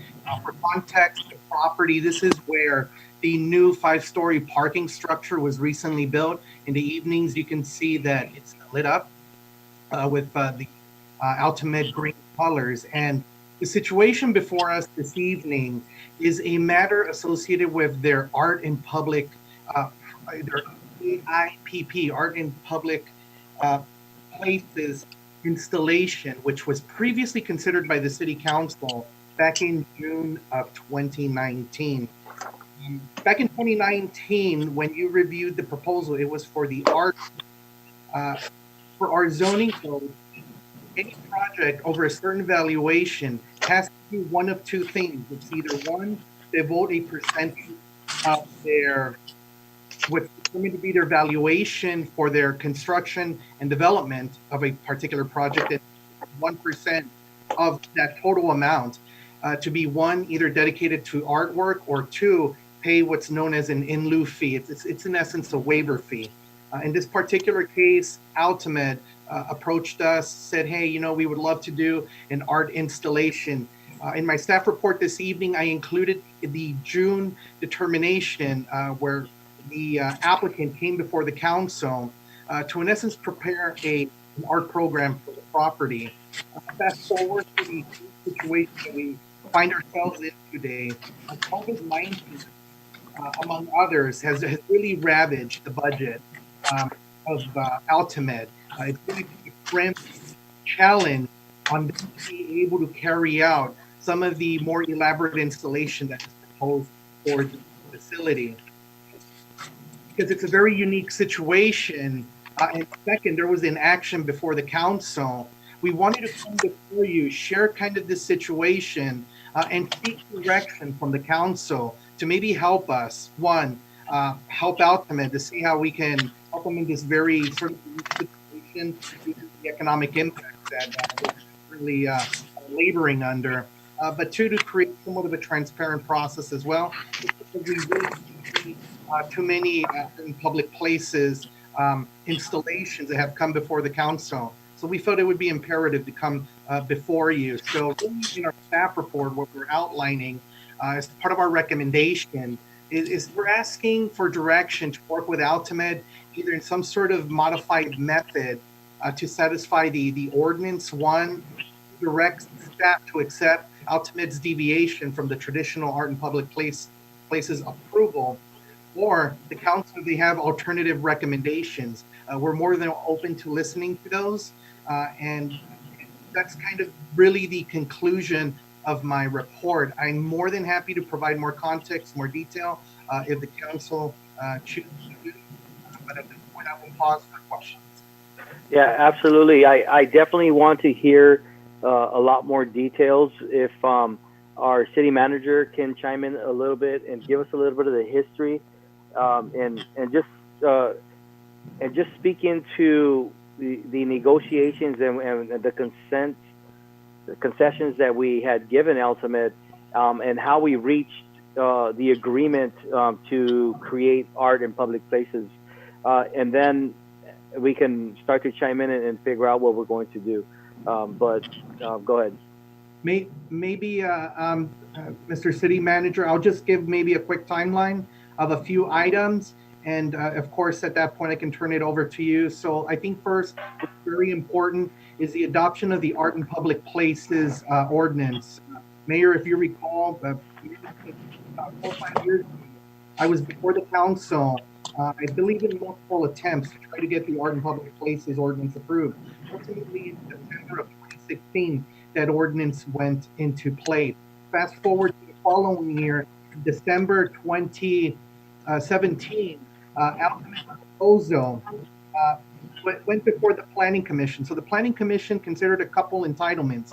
One was a plot plan review and consideration that, one, allowed the construction of the 5-story parking structure, and second, it allowed him to convert 2 floors of the adjacent building, which was previously used as a storage facility. And each floor, if I recall, was $30,000 per floor, to be used in conjunction with an extension of what I call now the existing Altimed campus across the street on Camfield. It's in essence an extension of that. So that was the approved entitlement that were pretty much that solidified the project moving forward into the building plan check process. Heading into the following year, the applicant approached the building and safety department, submitted their plan for consideration so that they can start construction. And that's when we asked for clarification regarding their art in public places installation. It was at that time that it was decided that Altimed would like to pursue the project. So in June 2019, they were before you, the council, presenting their proposed artwork. Once again, if you have your packet with you, or if you're looking at this digitally, there was an attachment that kind of shows a little bit of proposed installation, or the recommended installations that were proposed as part of that. If you look at that packet, and as far as what is there today, the signage is there, 1, 2. There is an LED setup that allows the parking to change the color schematics of the parking structure during certain times of the evening. And third, there is these Z-girts, which are basically these vertical elements, these metal elements that are projecting on each of the corners of the building. So one off of Camfield and the other closer to the Mix Master. And I think the signature piece is a monitor above the main entrance, which is also located in front of one of these Z-girts that's leading to the primary entrance into the parking structure. You may not have noticed the monitor. I believe it's still not operational, so I haven't seen it in the work, but I do know that it's installed. And here we are today. Altimed is asking or is requesting to do what's known as the final certificate of occupancy as part of their building permits. That is, they basically want to final all the permits. But typically, because we still have this missing piece of the artwork as approved, we're just waiting to get clarification or an opportunity to move forward so that we're able to provide clarity on the final signature for the certificate of occupancy. So I believe and I hope that I've addressed most of the history as it relates to this project. The city manager could probably also fill in some gaps as well if I missed anything. Thank you for your time. Thank you, Jose. City manager? Yes, Mayor, members of the council. I just want to piggyback on what Director Jimenez mentioned. In addition to what he shared, it was, I believe, a big ask at the time on the part of Altimed to request the parking structure and the elements that were granted to them, and a condition of approval, because as shared, Art in Public Places gets approved prior to the project's implementation, was approved by the city council. And it did include the work, and it was a consideration for the city council in granting them those monitors, which the city does not typically grant along Telegraph and along the 5. So that was a major ask by Altimed. And in return, the city council approved what Altimed offered, which was the artwork that you see there as an exhibit in the agenda report. Got it. Thank you, City Manager, for that. And I'll just give a little bit of history. I remember, going back, I don't know if it's been 2 years, but I think before Councilmember Soria was elected, I think we were in discussions, and it was very difficult, right, to move the project forward when it came to the parking structure. And then we created a committee, and I believe Councilmember Soria sat in it, and I did too. And there was some big asks. There was and I don't recall all of them, but there was some big asks. Like they requested a crosswalk with some lighting, and we went ahead and I think we put one of the best to keep their employees safe. And they also asked for that big digital display. But in turn, we asked for them to beautify their parking structure. We probably gave them around 50 pictures, and we went back and forth, and then they chose this last one that's in our report. And then I did receive a phone call today from someone that was representing Altimed just to see what we can do. But I didn't receive any phone calls prior to it. I wish that Altimed would have reached out to me to have a discussion on how we can create a win-win. I just feel like their word was broken. When I heard the news today on what they were telling me, that they broke their word. We made everything possible for this parking structure, and at the end, they built it. They put their digital display. They put their things that they wanted, and then now there's no art. And so, I mean, tonight I'm going to be asking to reject this and give us the opportunity to sit down with Altimed to have this discussion again and see what we can do. But I just think that Altimed it's something big in our community. It has a lot of culture. The way it was created, and we could drive down the 5 freeway from all the way to Simi Valley and past Simi Valley. You could drive all the way to San Diego, and you'll see that off the 5 freeway you see art. You see parking structures that have art on them and buildings, and I really think that here's a huge opportunity. It's just like the discussion that we had with Altimed a year ago, 2 years ago, that this is an opportunity to beautify our city, to bring art in public places, and that we should be proud of having a beautiful parking structure moving forward with everything we do here in City of Commerce. And there was an agreement made. We all gave our word that this is the direction we were going to take. So I do want the opportunity to sit down with them and talk to them. And I think that Altimed tells a great story on how it was created, what they do for the community, and that's their art that they have here today. I mean, their art tells a story on the building, on the community. It's about community, and it's about the people that they serve. So this is the art that they suggested. This is the art that we agreed with. So I'm just suggesting that we do have the opportunity to re-engage and figure out a win-win for our community. I don't want to have a bare parking structure there. I do want to have, like we spoke about a year ago, a state-of-the-art parking structure. And I want to see how we can help and support move that forward. But I want to open it up for council for any questions or comments. Yeah, Mayor, if I may. Yes, absolutely. This Councilmember Argumedo. Yeah, you're absolutely right, and I know you're really big on the art in public places, and I really think that this particular project was a big ask on their part, and it was a big also. We more than willingly worked with them to give up what I think is a prime piece of real estate there. That corner as you enter the rest of the corridor there, and to see just a parking lot. Isn't exactly what I had in mind, and part of what made it an appealing. I wasn't exactly crazy about it, but honestly, the artwork. I said, well, at least that will soften the view there, and I think we need to maintain and keep that art in. As we had agreed. I think it was an important part of the sale of that parking structure.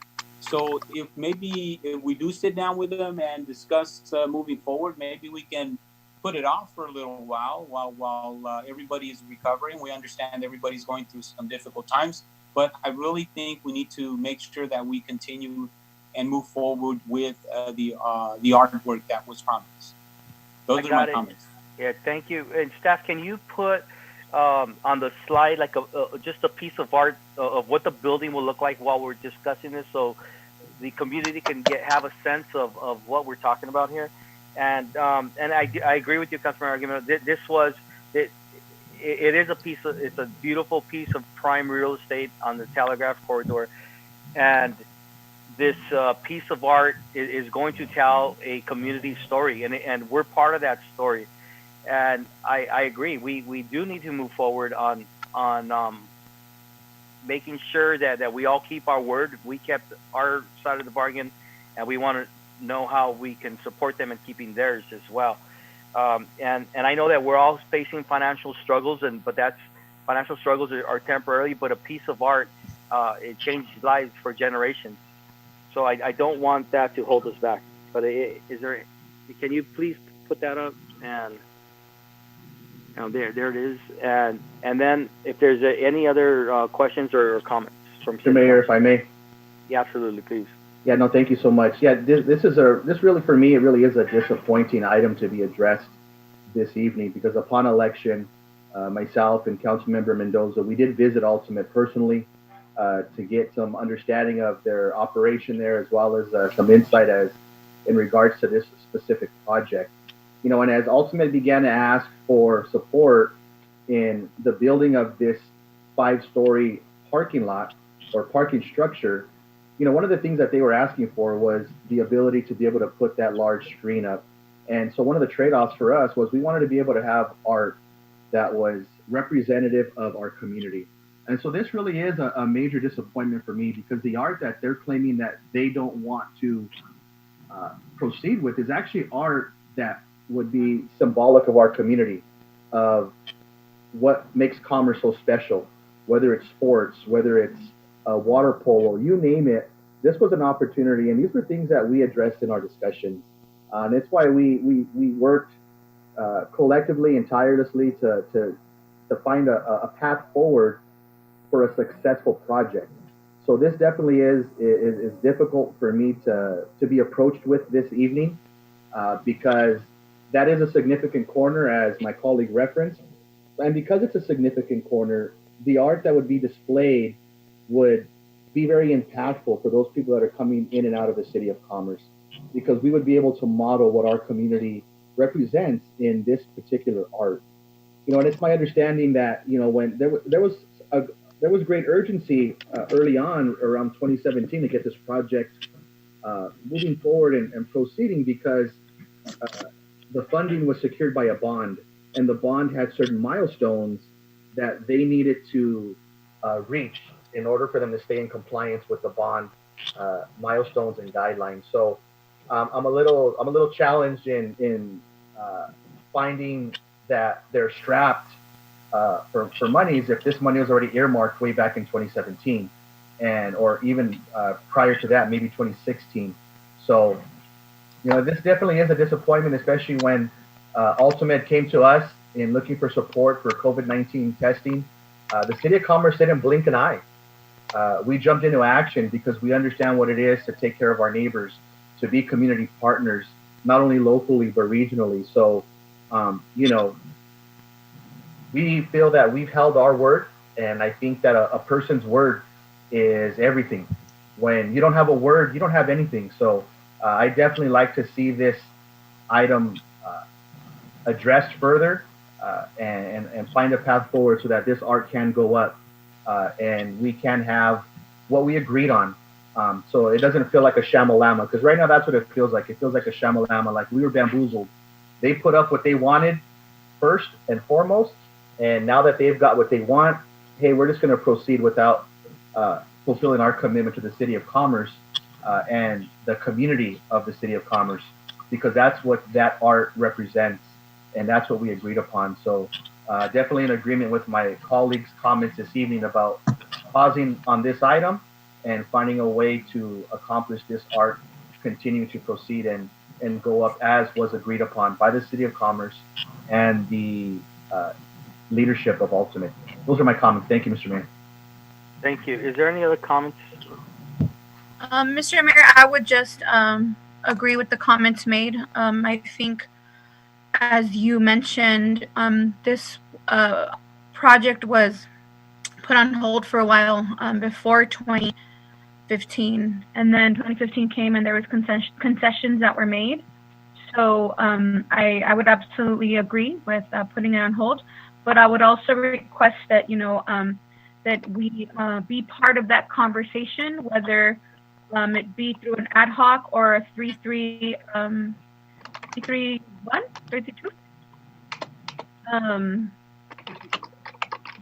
Sorry, a 2-2-1, 3-3-2. I was thinking of something else. But yeah, I think that it's important to be a part of that conversation as well. So however we can work that out, I would make that request. Thank you so much. Absolutely. Thank you so much. Councilmember Mendoza, do you have any comments? Yes.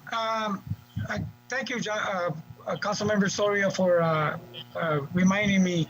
That was one of the early projects that once we got elected in 2017, we sat down with the Ultimate people, and when we first sat with them, it was a project that they have been trying to work for about 4 years, and for whatever reasons, the project was going nowhere.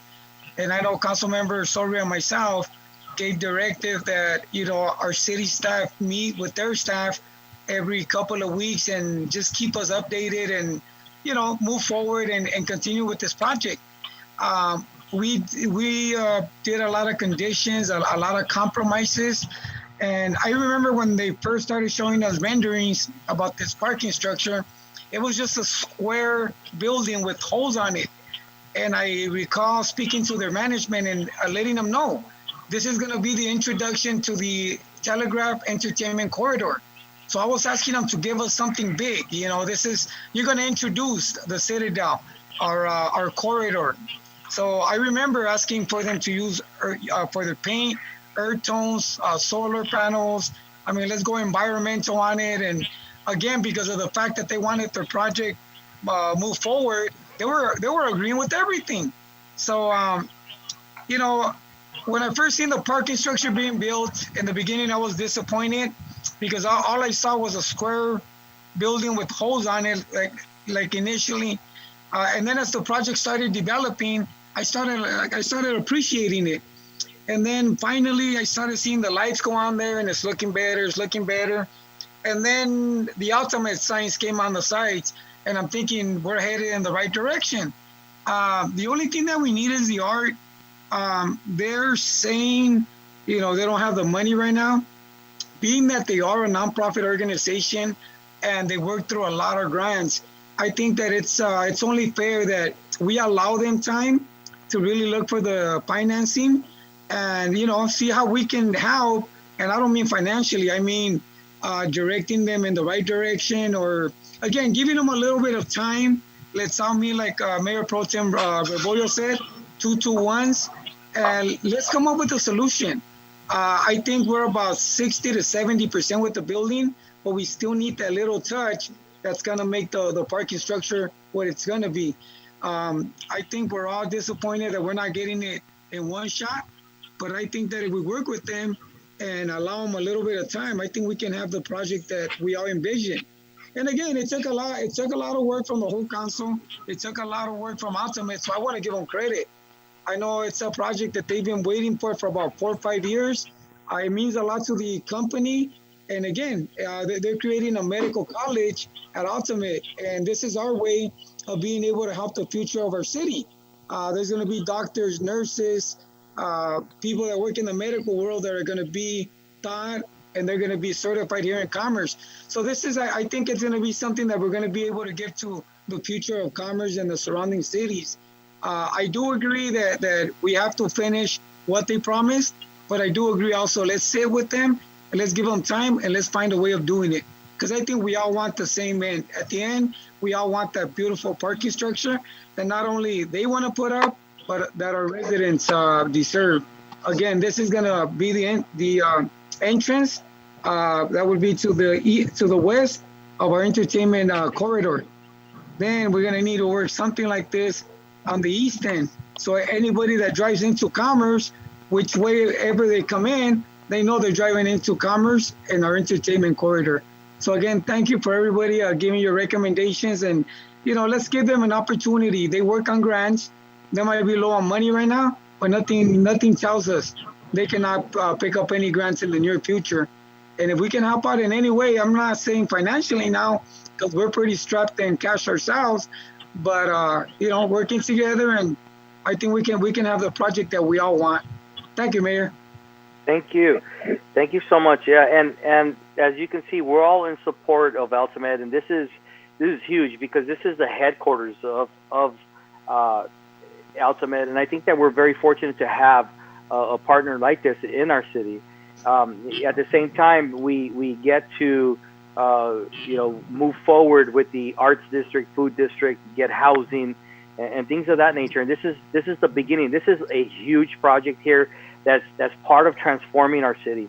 But so at this time, what I wanted to do, and I agree with the meetings, let's get the original staff and council members that were with the ad hoc to throw everything there on what our discussions were, get on the same page, and then from there, let's do what Mayor Pro Tem recommended. That way, all the council members are up to date, and let's try to move this as quickly as possible, and that way we get a beautiful parking lot and beautiful art. So I wanted to make a motion to reject their request at this time. So that's my motion. Is there a second? I'll second, Soria. There's a second. I please have a roll call. Councilmember Argumedo? I'm a yes, but I just want clarification. Once again, I understand we're rejecting the request, but we're also directing staff to engage them in moving forward to bringing the original plan as was promised, correct? Yes. Okay, and it's just a matter of us figuring out how to move forward. Maybe we put it out for a little while till they recover. We'll find a way to be creative, as Council Member Mendoza was alluding to. And also Council Member Vice Mayor Rebollo wanted the 2-1 meeting so that we're all involved. I want to be clear that that'll be the case.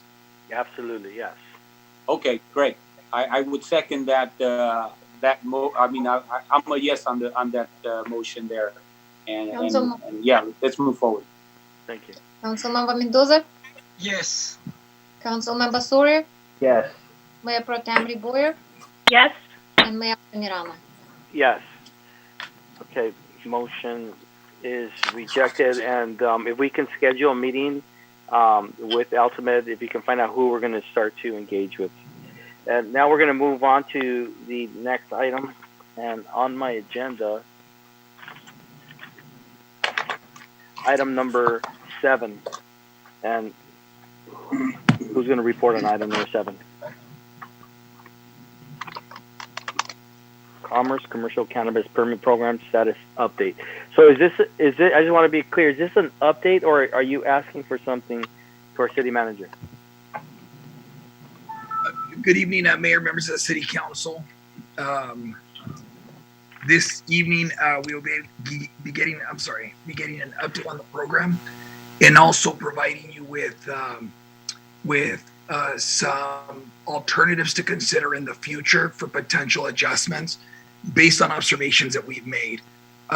It'll be a brief presentation, so if you can bear with. Here you see, the recommendation at your discretion. You can receive and file, or provide alternative direction or ask questions.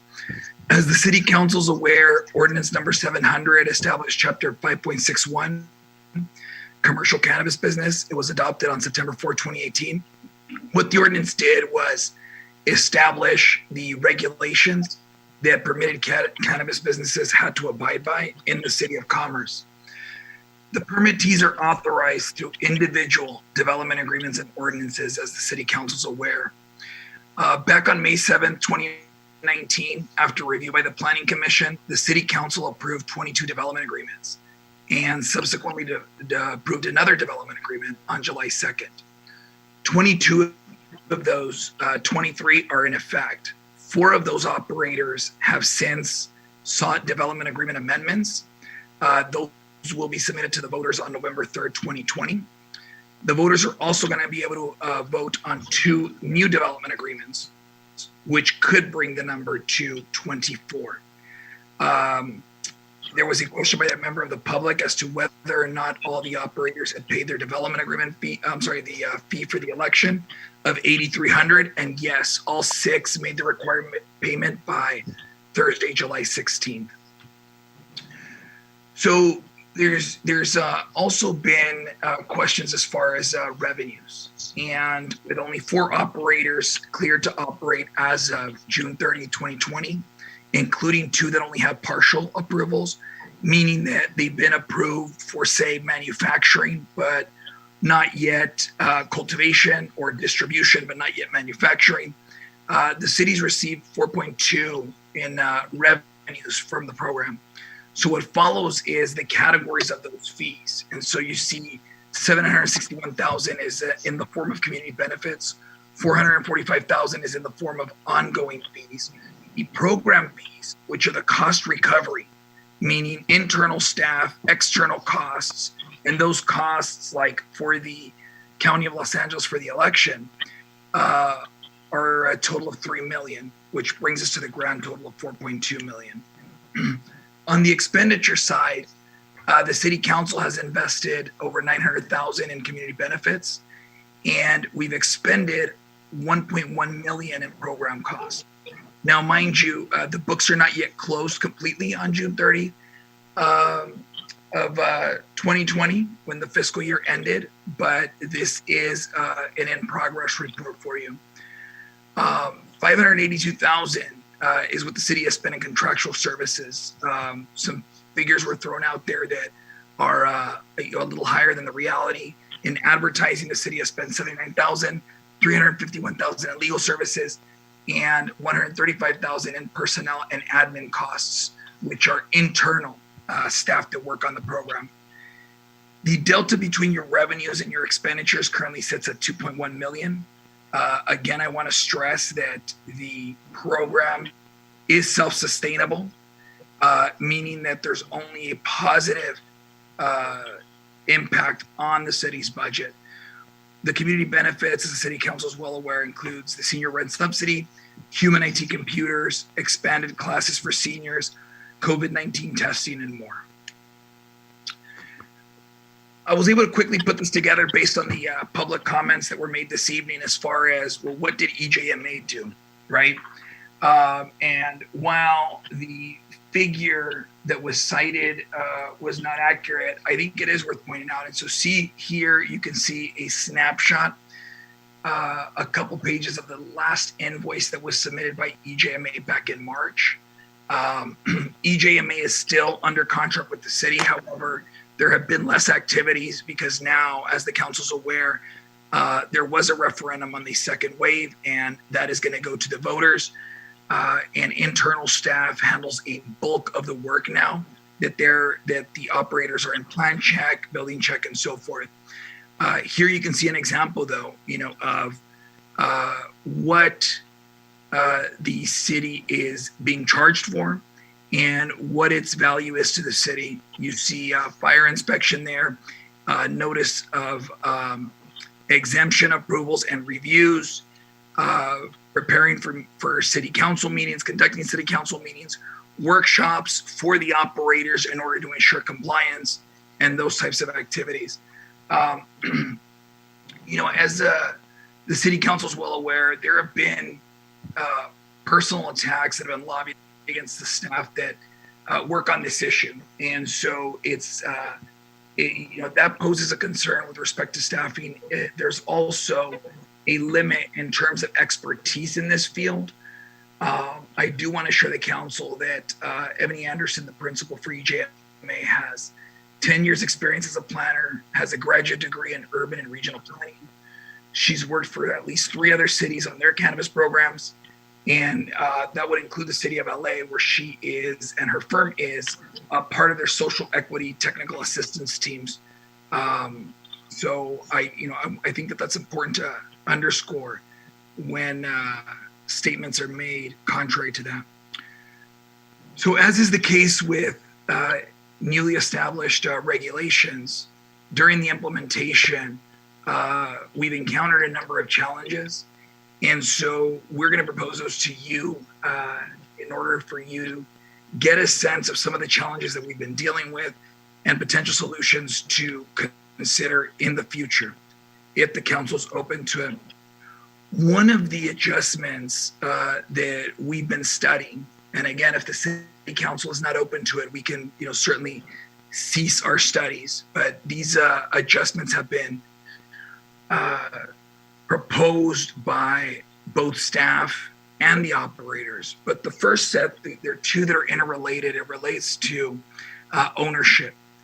And given that ownership has a specific set of requirements in the development agreements, one item that staff is urging the city council consider in the future is that ownership potentially become a ministerial approval, whether it's the city manager or the city council, but a more streamlined approval process, so long as new owners or owners that are added to existing operations go through the same background check and life scan that the original owners have gone through. The reason for this is because there's no discretionary approval here, really, if someone met the same requirements that the previous or co-owner went through. Another item is public noticing. State law requires 10 days for similar approvals as far as CEQA goes, and City of Commerce has 21 days. So that adds the length of time for these items to be processed. And so this is one other self-explanatory item that may be worth considering. As far as the renewal process goes, the city's not going to encounter this issue for another 2 or 3 years, but there is a desire on city staff part to add additional language which clarifies the milestones and the submittals that operators need to abide by if they intend on renewing their development agreements in the future. The next item, there's been a source of confusion as to whether or not a retailer delivery only operation also allows someone to have a distribution license for their own product under their development agreement. And given that ambiguity, staff has begun to look at whether or not that definition could be expanded and modified so that distribution is included in delivery only, with under the condition that they abide by the same requirements and pay the same fees that were required of distribution licenses. There's changes on the horizon in the cannabis industry, as you may or may not be aware.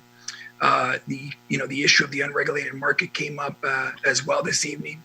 Assemblymember Rubio has introduced legislation that would implement a $30,000 a day fine for unlicensed businesses, which will help the industry.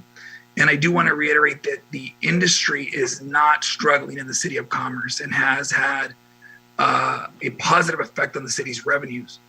However, there is room for improvement. There's also an assembly bill that is not moving forward this session, but that will be proposed next session or reintroduced next session, which would cut the excise tax on sales from 15% to 11%. The reason that's being considered is, currently on a $100 purchase, the excise tax is $15. Commerce's fee is $5. The local sales tax is $9.50. So that's an additional $29.50 added to a $100 purchase. And that's part of the reason why the legal market is having difficulty competing with the unregulated or illegal market. One of the adjustments that we began to study is whether or not we do a sliding scale for non-storefront retail delivery. The reason for the change is that it would allow us to take advantage of economies of scale, attract larger operators, and also be mindful of the challenges that are facing the industry. Now, this proposal would not include reducing the city's minimum fee in any way. The city's minimum fee would still be in effect. However, for operators that are doing significant revenue, they would be on a sliding scale downwards in terms of the fee. And I'll come back to this slide and ask our assistant city manager to illustrate it for the council. But this is the sales tax and or fee rates for surrounding cities. As you can see, Cudahy and Long Beach are at 1%, Linwood's at 1.5%, Malibu is at 1.5%. Long Beach, by the way, reduced it from 6% earlier this year, based on similar rationale to what we're sharing with you now. You see Montebello's at 2%, El Monte's at 4%, Commerce is at 5%, Culver City's at 5%, and Bellflower's at 7.5%. The asterisks you see there denote cities that have development agreements as part of their, that we were able to confirm have development agreements as part of their commercial cannabis permit program.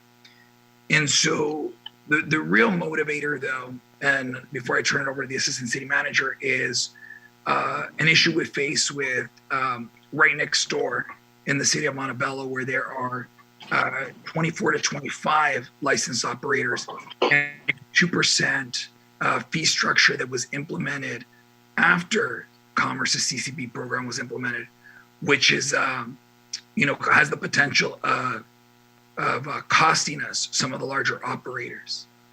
Vilko?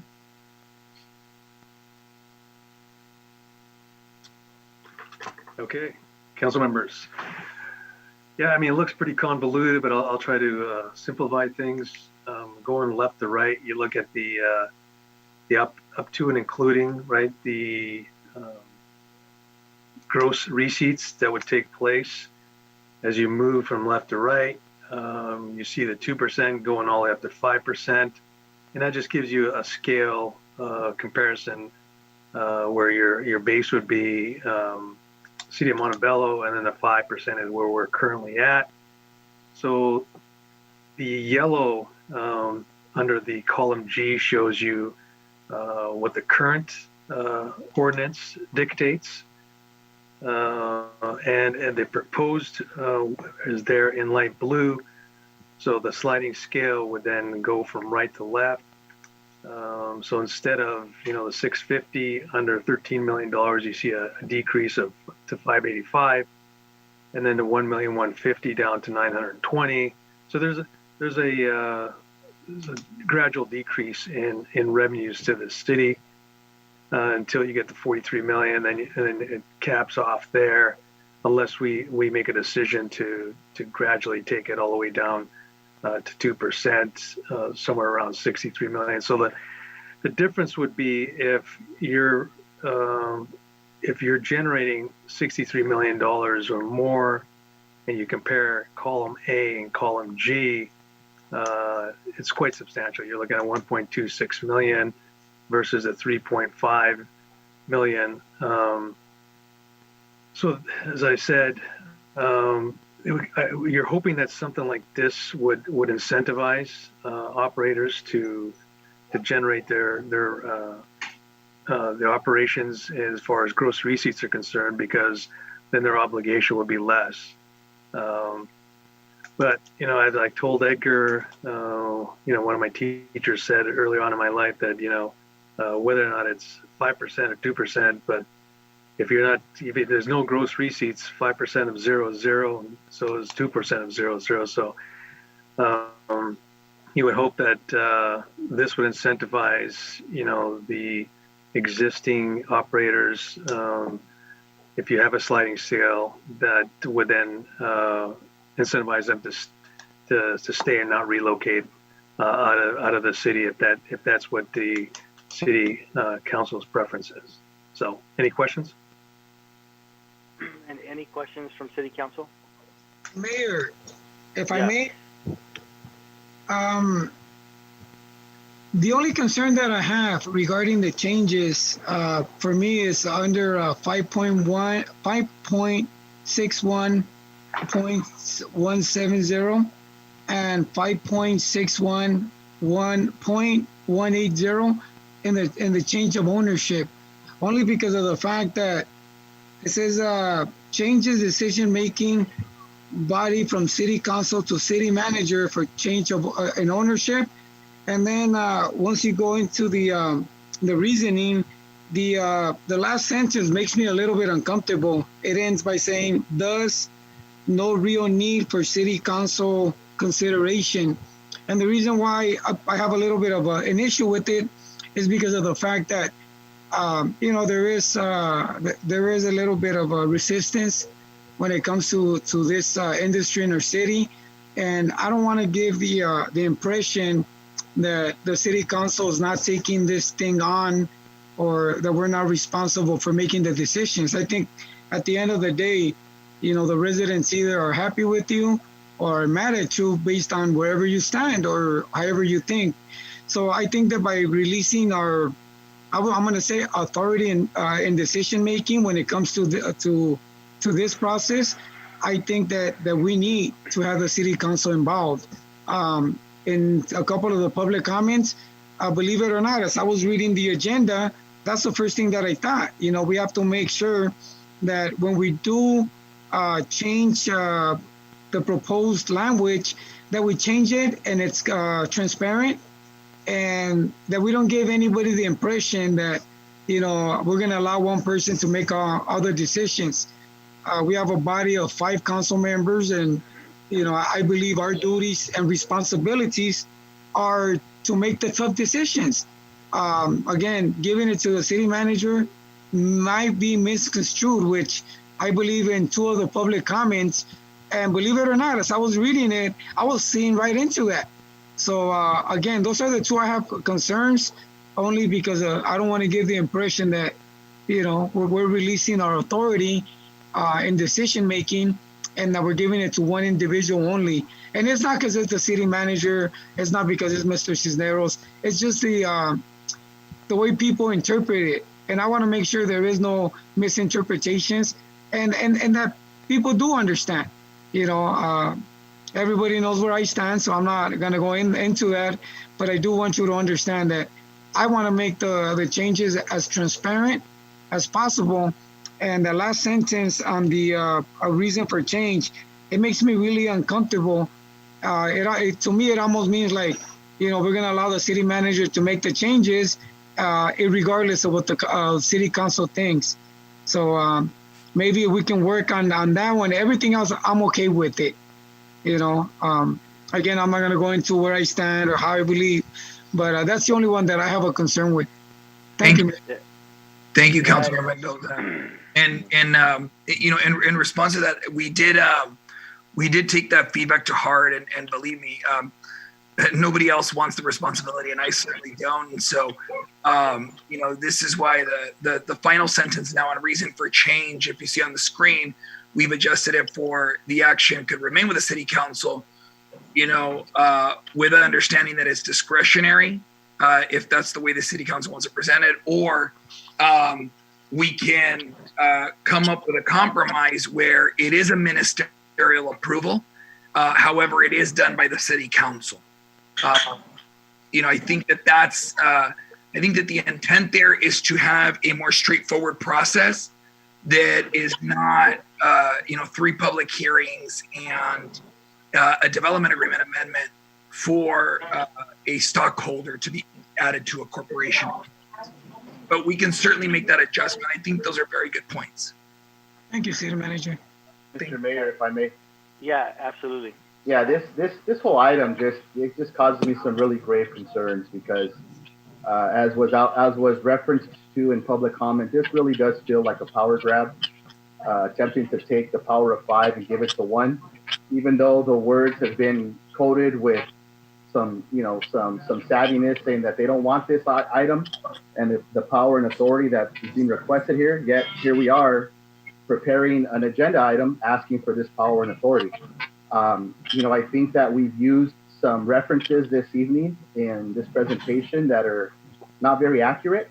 For instance, we're referring to Cudahy. Cudahy doesn't even have a program running. They're dead in the water.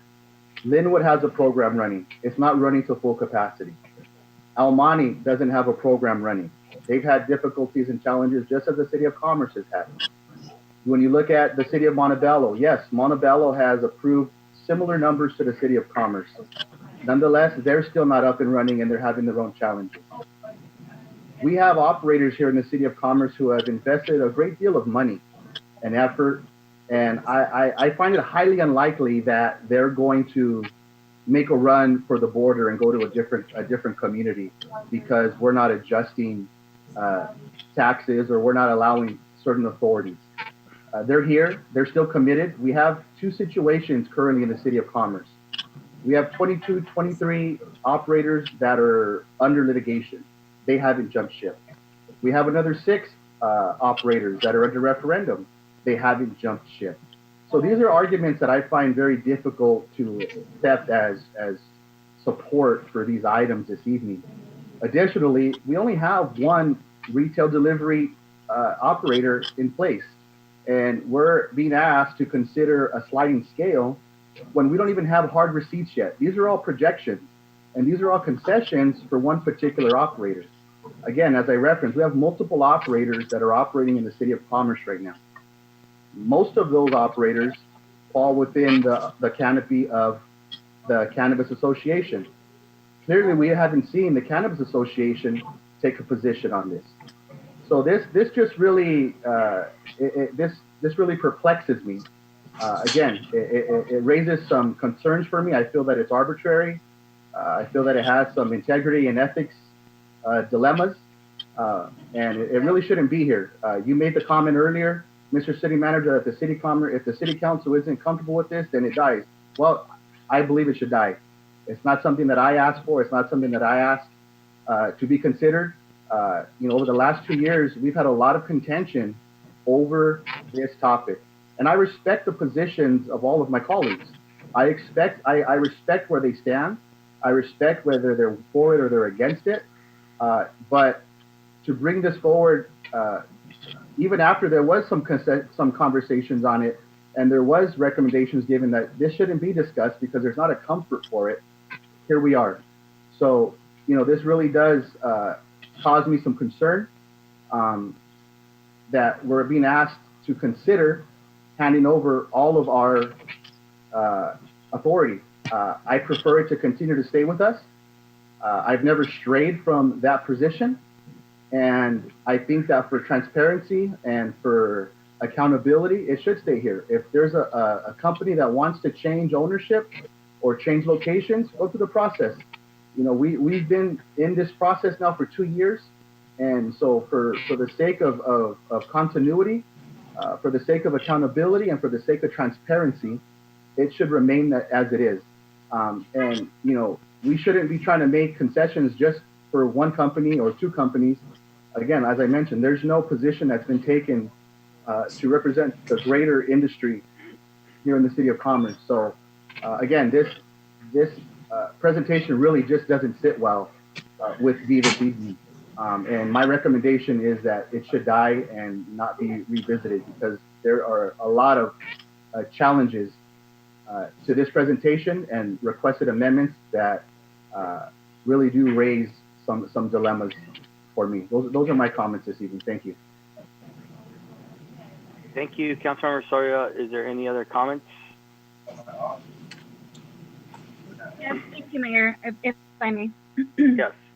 So, most and foremost, when we brought the ordinance forward, we knew that being a new industry, we would see challenges. We knew that, there would come a time where we needed to relook at it and make changes. I think it's important to understand that right now, in my conversations with, with our staff, it is important to stay competitive. And so in looking at the amendments, I think that the presentation with the sliding scale is appropriate. I would agree with my colleagues if they feel uncomfortable with the change in ownership with that amendment. If if we need to change that more, I would agree. I would have, I would ask that we relook at that particular portion, as that is what is the most that they're the most uncomfortable with. But I would also, agree that we need to stay competitive, and there's more cities that are going to be signing on, as they have been reaching out to our city to look at ordinance. So like Montebello, after us, they went at a lower percentage. I'm sure that these other two cities that have been looking at our ordinance are going to go even lower. And we're in a position right now where we cannot afford to lose any more of our revenue streams. And I don't think that it's a bad idea to look at the sliding scale, because at the end of the day, it's going to benefit every operator that makes that much money. And as was mentioned before by our assistant city manager, I believe that it would work as an incentive for these operators to want to make more money. So I'm okay with the amendments. I think we can relook at the, which one did they mention? The change in ownership. If there's still not a comfortability in that we look at it. But I think that we need to continue to stay competitive. We knew in the beginning that come a few months, a year, we would have to relook at it because it is a new industry and it's constantly evolving. So I would encourage my colleagues to support the amendments. That's all I have to say. Thank you. Thank you. Okay, Councilmember Argumedo, do you have any comments? Yeah, I too am not going to go into the whole topic. You guys know precisely where I'm at on this entire issue, but I don't have any objection to the recommendations. The only recommendation I do have is with regards to, again, what I view as the transparency, as was already explained by Councilmember Mendoza, which he did a great job with, and I just recommend that we basically leave that as is, and that is the body that would make that decision is the members of the city council. That's where it should be. Thank you for that. Myself, I hear what everyone's saying, and I don't know how competitive the market is out there. I really don't. Right now, I really think that in my personal opinion, I think that we should receive and file this and have, you can have meetings with City Council 221 to further explain, what's happening here. And that way, maybe get a little more clear direction from City Council. Right now, I don't know if we should drop our percentages, right? I don't know if that's a threat. I don't know if it's a real threat. I haven't really heard that. I do know that there are some residents that don't want this, and there are some residents that do want this. To kind of accommodate the residents that don't want it, I was willing to start to downsize the whole industry because the complaint was that there was too many.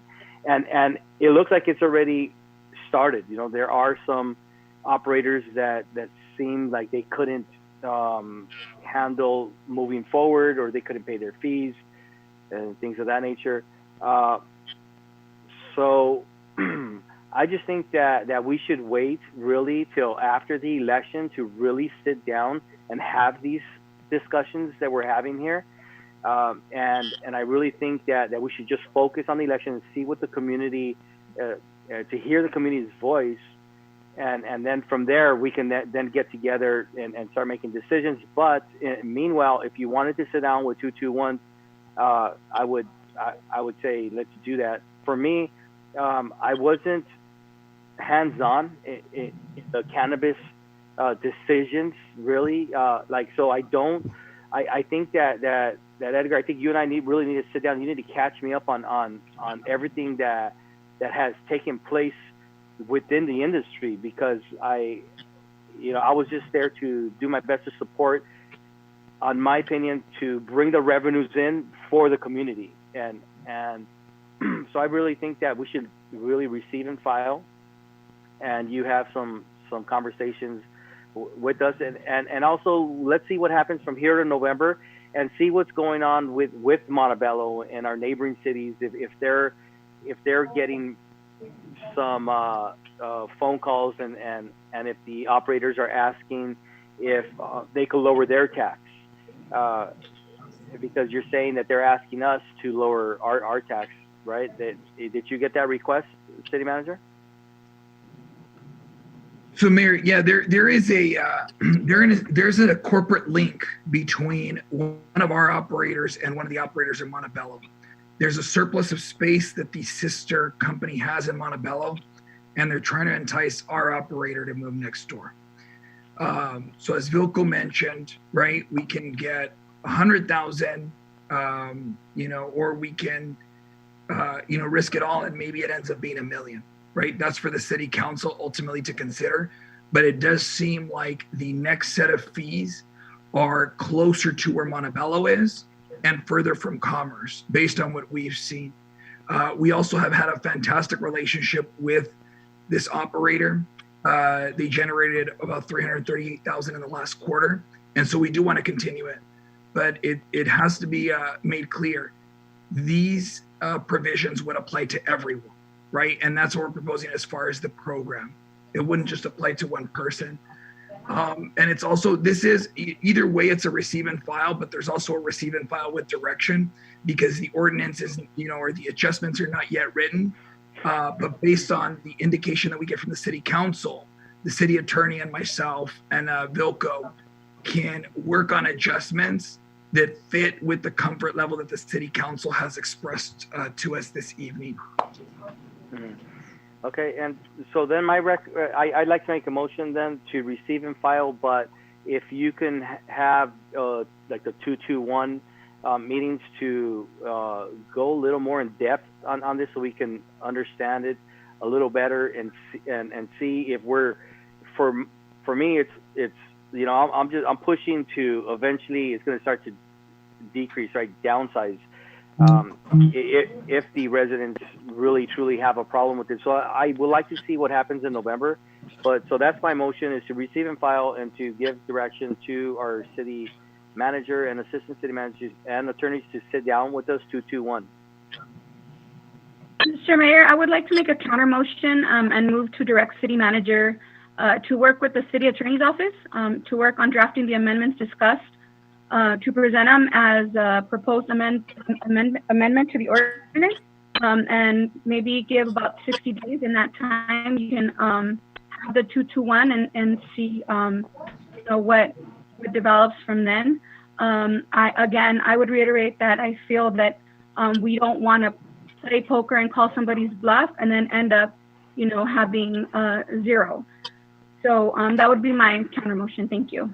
Okay, before your counter motion, and you were kind of breaking up, so before I address your counter motion, I wanted to see where my motion goes, and I do want to say that if we bend to threats of the businesses in City of Commerce, if there's businesses in City of Commerce, if the casino, if the Citadel or the food industry, if someone comes to us and says, hey, listen, drop your tax, or I'm gonna move to Montebello, or Monterey Park or East Los Angeles, then I mean, that's setting up the precedence. I mean, I don't want to bend to that.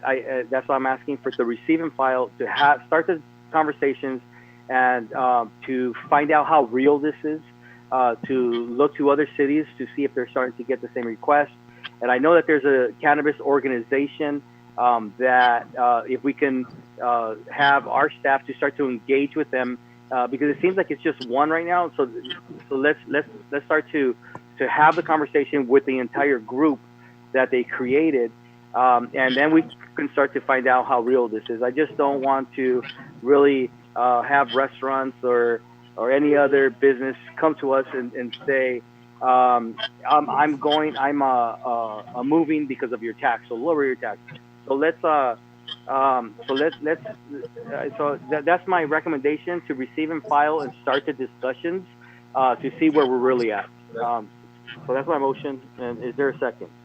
Mr. Mayor, if I may, yeah, we're making a move without full realization of revenues. We have one operator who is attempting to forecast, and folks are biting the bait, which is concerning. In addition to that, this operator, regardless of what they've generated for this community, have not held their obligation, so they're in violation at the moment of their LPA because they have over 20 employees, and yet they've not complied with an LPA. This sliding scale, though it's being pitched as beneficial to everyone, it's only beneficial to one. And so again, I have some grave concerns about the direction of where this is heading. And so I'll definitely second your motion this evening so that we receive and file, and we have city staff and city attorney opportunity to really vet what's being said here this evening. Mayor, if I may, I just sent a text to the city clerk just to ensure that we're following procedure. Mayor Altamirano raised the motion first, then Councilmember Mayor Pro Tem Rebollo made a counter last motion. So typically you do have to hear the last counter motion first, see where that falls, and then you go back. Okay, so to be clear, we're not addressing my motion right now? No, because you made the motion first, right? Yes. Then, Mayor Pro Tem made a counter last motion. Typically the counter or the last motion on the table has to, you have to see if you get a second or not. Oh, okay. Got it. So right now what's on the table is a motion from our Mayor Pro Tem, is what you're saying, correct? Correct. Okay, if you want to be clear on your motion, Mayor Pro Tem, so we can hear Sure. it. Please. I would move to direct our city manager to start working with the city attorney's office to work on drafting the amendments discussed to present as proposed amend ordinance and give the proposed amendments to give about 60 days. And in that time, we can hold the 2-1 meetings. Again, as was reiterated by our assistant city manager, this would be applicable to all operators, and this doesn't change our minimum fee. So that would be my motion. Thank you. My counter motion. Thank you. I would second that. This is Councilmember Argumedo.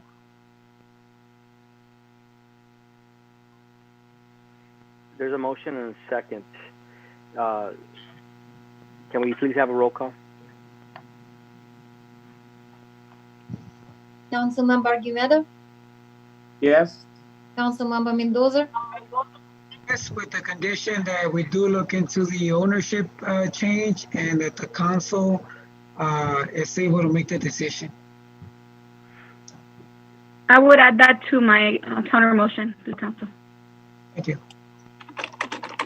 Councilmember Soria, No. and Mayor Pro Tem Rebollo, Yes. and Mayor Altamirano. No. Looks like the motion passes.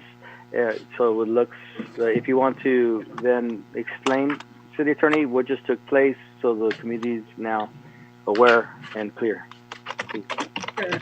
And just to kind of recap, right, Mayor Altamirano made a motion first.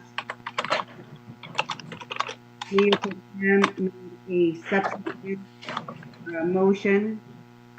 Procedurally, you take the subsequent motion first and get a roll call on that. City Mayor Pro Tem's motion was to direct the city manager and the city attorney to present ordinance amendments within 60 days. And in the meantime, also direct staff to do 2-1 meetings with members. And there was a friendly amendment by Councilmember Mendoza with the condition to post ownership changes, and Mayor Pro Tem added that condition to her motion. And that was by a 3-2 vote. Got it. Okay, thank you so much. And so So then this item is now closed. So we'll go ahead and go to council reports. If Council Member Argumedo, please.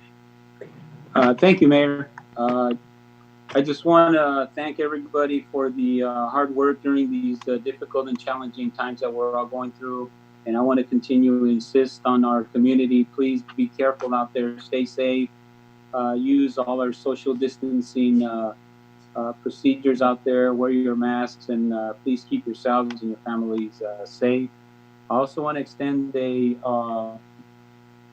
my best, my wife, Jessa Argumedo. Her birthday's on August the 1st. That'll be before our next council meeting. I just want to extend a happy birthday to her. And yeah, that's it. And I wish you all well. Thank you. Thank you. Councilmember Mendoza? Thank you, Mayor. I want to begin by, again, letting you guys know tomorrow will be my first year anniversary with the city of Los Angeles. I am very grateful that I was declared essential worker. So it's an honor and a privilege to serve people and go to work. And, you know, like Councilmember Argumedo said, you know, more than anything, practice the safety guidelines. You know, washing your hands constantly. Almost, we probably wash our hands 20, 30 times a day. Wear gloves and our mask. And, you know, at the end of the day, we protect, it's our responsibility to protect everybody around us. I know that I practice wearing my mask from the minute I get to the plant where I work to the minute I leave. And sometimes I feel I'm the only one that's doing it, but just, it feels good to know that I'm caring about the people around me and they know it's respect. I show people respect by wearing my mask. I always let them know I'm wearing it to protect you, you know? So in respect, you gotta respect me by wearing your mask. So again, we can't understate how important it is to follow all the safety guidelines. The other thing is, again, I want to thank our union, our city employees. You know, they're weathering the storm with us. You know, we're coming up with options, and every day is changing. I'm just happy to say that thank you for working with us, and you know, be ready for a counter offer. Let's get back into getting our employees slowly back to work as we're allowed. Also, please patronize our local businesses. On Saturday, I had an opportunity to stop by a Lucky Guys, and on the spot, I told the owner, it was a friend of mine, Jose, I'm gonna do a commercial for you. And I don't know, it just felt good. It felt good to be able to go to Lucky Guys and then do something positive for the community. I posted it on Facebook, and we're getting a lot of great response. I want to thank Leti Jaramillo, who's lived here forever in the city of Commerce. And for the first time, she said she's going to try Lucky Guys. Again, this is the way we move our economy. This is the way we move our businesses. And this is the way we start getting back into our normal lives. You know, little things like that mean a lot to our residents. I know having Leti trying Lucky Guys means a lot to me. So again, thank you, and be safe out there. I can, again, reassure you, the full 5 council members are doing what we can to keep everybody safe. And we will get through this together. Commerce strong. Thank you, Mayor. Thank you. Okay, Councilmember Soria? Thank you, Mr. Mayor. Just again, want to thank everyone for their continued adherence to all the stay-at-home orders and all the safety measures that we've all been asked to take as it relates to this COVID-19 pandemic. I know it's not easy. It's not anything that's going to end anytime soon. But again, I just want to thank our residents for continuing to adhere, for being safe, for implementing caution. And we definitely will get through this situation together and hopefully intact and healthy. And my prayers and my family's prayers are with our community, as we know that, you know, just a few weeks ago, it was 1 in 400 as far as folks that had the coronavirus. And we know that today the numbers are closer to 1 in 100. So the realities of transmission are real. So let's continue to be safe. Let's continue to look out for one another. And let's just continue to adhere to these measures so that we can get to a place where we can fully open up our city, and we can get to a place where we can enjoy our community and enjoy the things that we're accustomed to enjoying. So Again, thank you so much to the community, and be well. Thank you so much. Thank you, Mr. Mayor. Thank you. Mayor Pro Tem Rebollo, please. Thank you, Mr. Mayor. I just want to echo and everything that was shared and just remind the community to be safe, to wear your masks. Sorry, I didn't realize my video was off. And I just wanted to thank the UCLA Southeast Bruins Association, Alumni Association, for inviting me to be their guest as we hosted a family hot meal giveaway this weekend. And we were able to give meals to over 67 families. And I just wanted to thank the Southeast Bruins, and also just thank them for also, as we, obviously, as they invest in our community and we feed members of our community, they've also, helped one of our local restaurants, as we picked one of our local restaurants to provide the meals. So I just want to say thank you to them, and thank you to the members of our community that were able to participate. We've received various text messages, emails, thanking us, and so I just wanted to say thank you.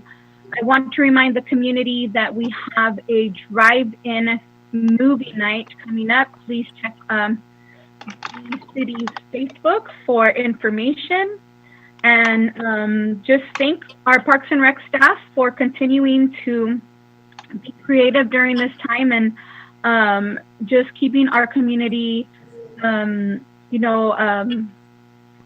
mental health on at the forefront of everything that we do, because our kiddos are tired of being cooped up. Our families are. I know our seniors are. They keep asking us when the senior center will open. So just everybody, thank you for your patience, and know that as soon as it is safe and we are able to, we will start opening up our facilities to everyone. With that, everybody's in my thoughts and prayers. Let's continue to be safe. Prayers go out to the members of this community who are currently suffering from the COVID-19 exposure. Many who are hospitalized. Families have reached out to me. So please keep our community members in your prayers, and keep each other safe by wearing your masks, please. Thank you for that, Mr. Mayor. God bless everyone. Thank you. Okay, the only thing I really want to speak about right now is on Thursday, we're going to meet with the sheriff, the actual sheriff, and we're going to have, I think, a live conversation. Now, Edgar, are you there, our city manager? Yes, I'm here, Mayor. Okay, can you speak into that a little bit? What I want is for all the residents to truly have the opportunity to engage, because there's complaints, right? There was some complaints on public comment that someone broke into somebody's car. It took an hour for them to respond, and things of that nature. We've had a lot of crime here in City of Commerce, and this is an opportunity for the residents to really speak their mind and ask questions. And I don't want them to miss out, and I don't want to hear in a week, 2 weeks from now, that they want an opportunity to speak to the sheriff and ask and have some concerns when we have this opportunity Thursday. So can you please speak into that?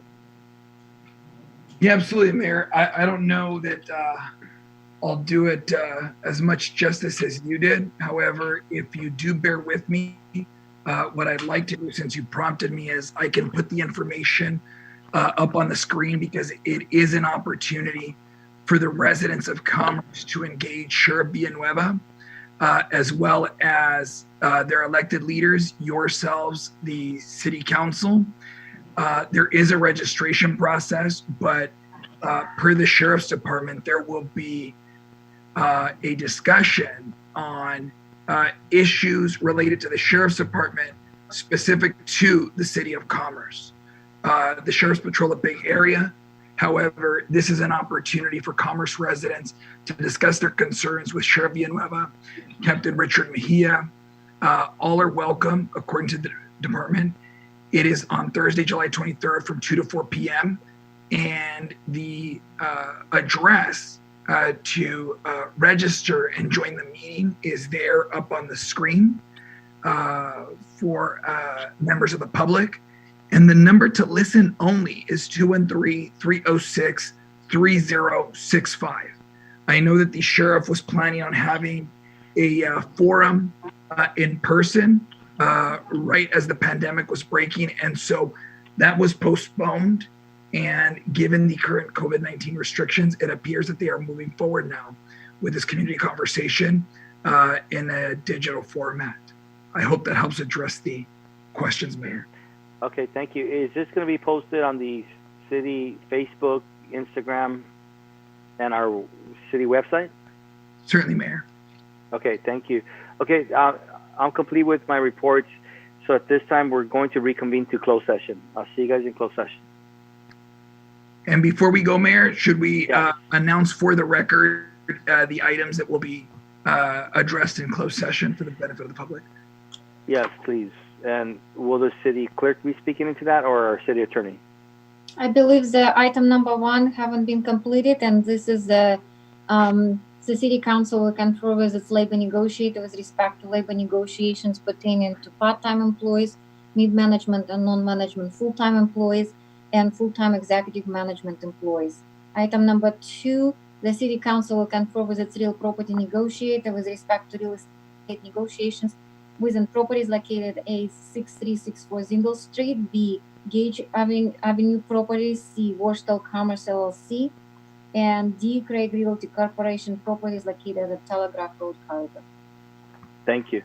Okay, we'll now go to closed session. Thank you. See you guys there.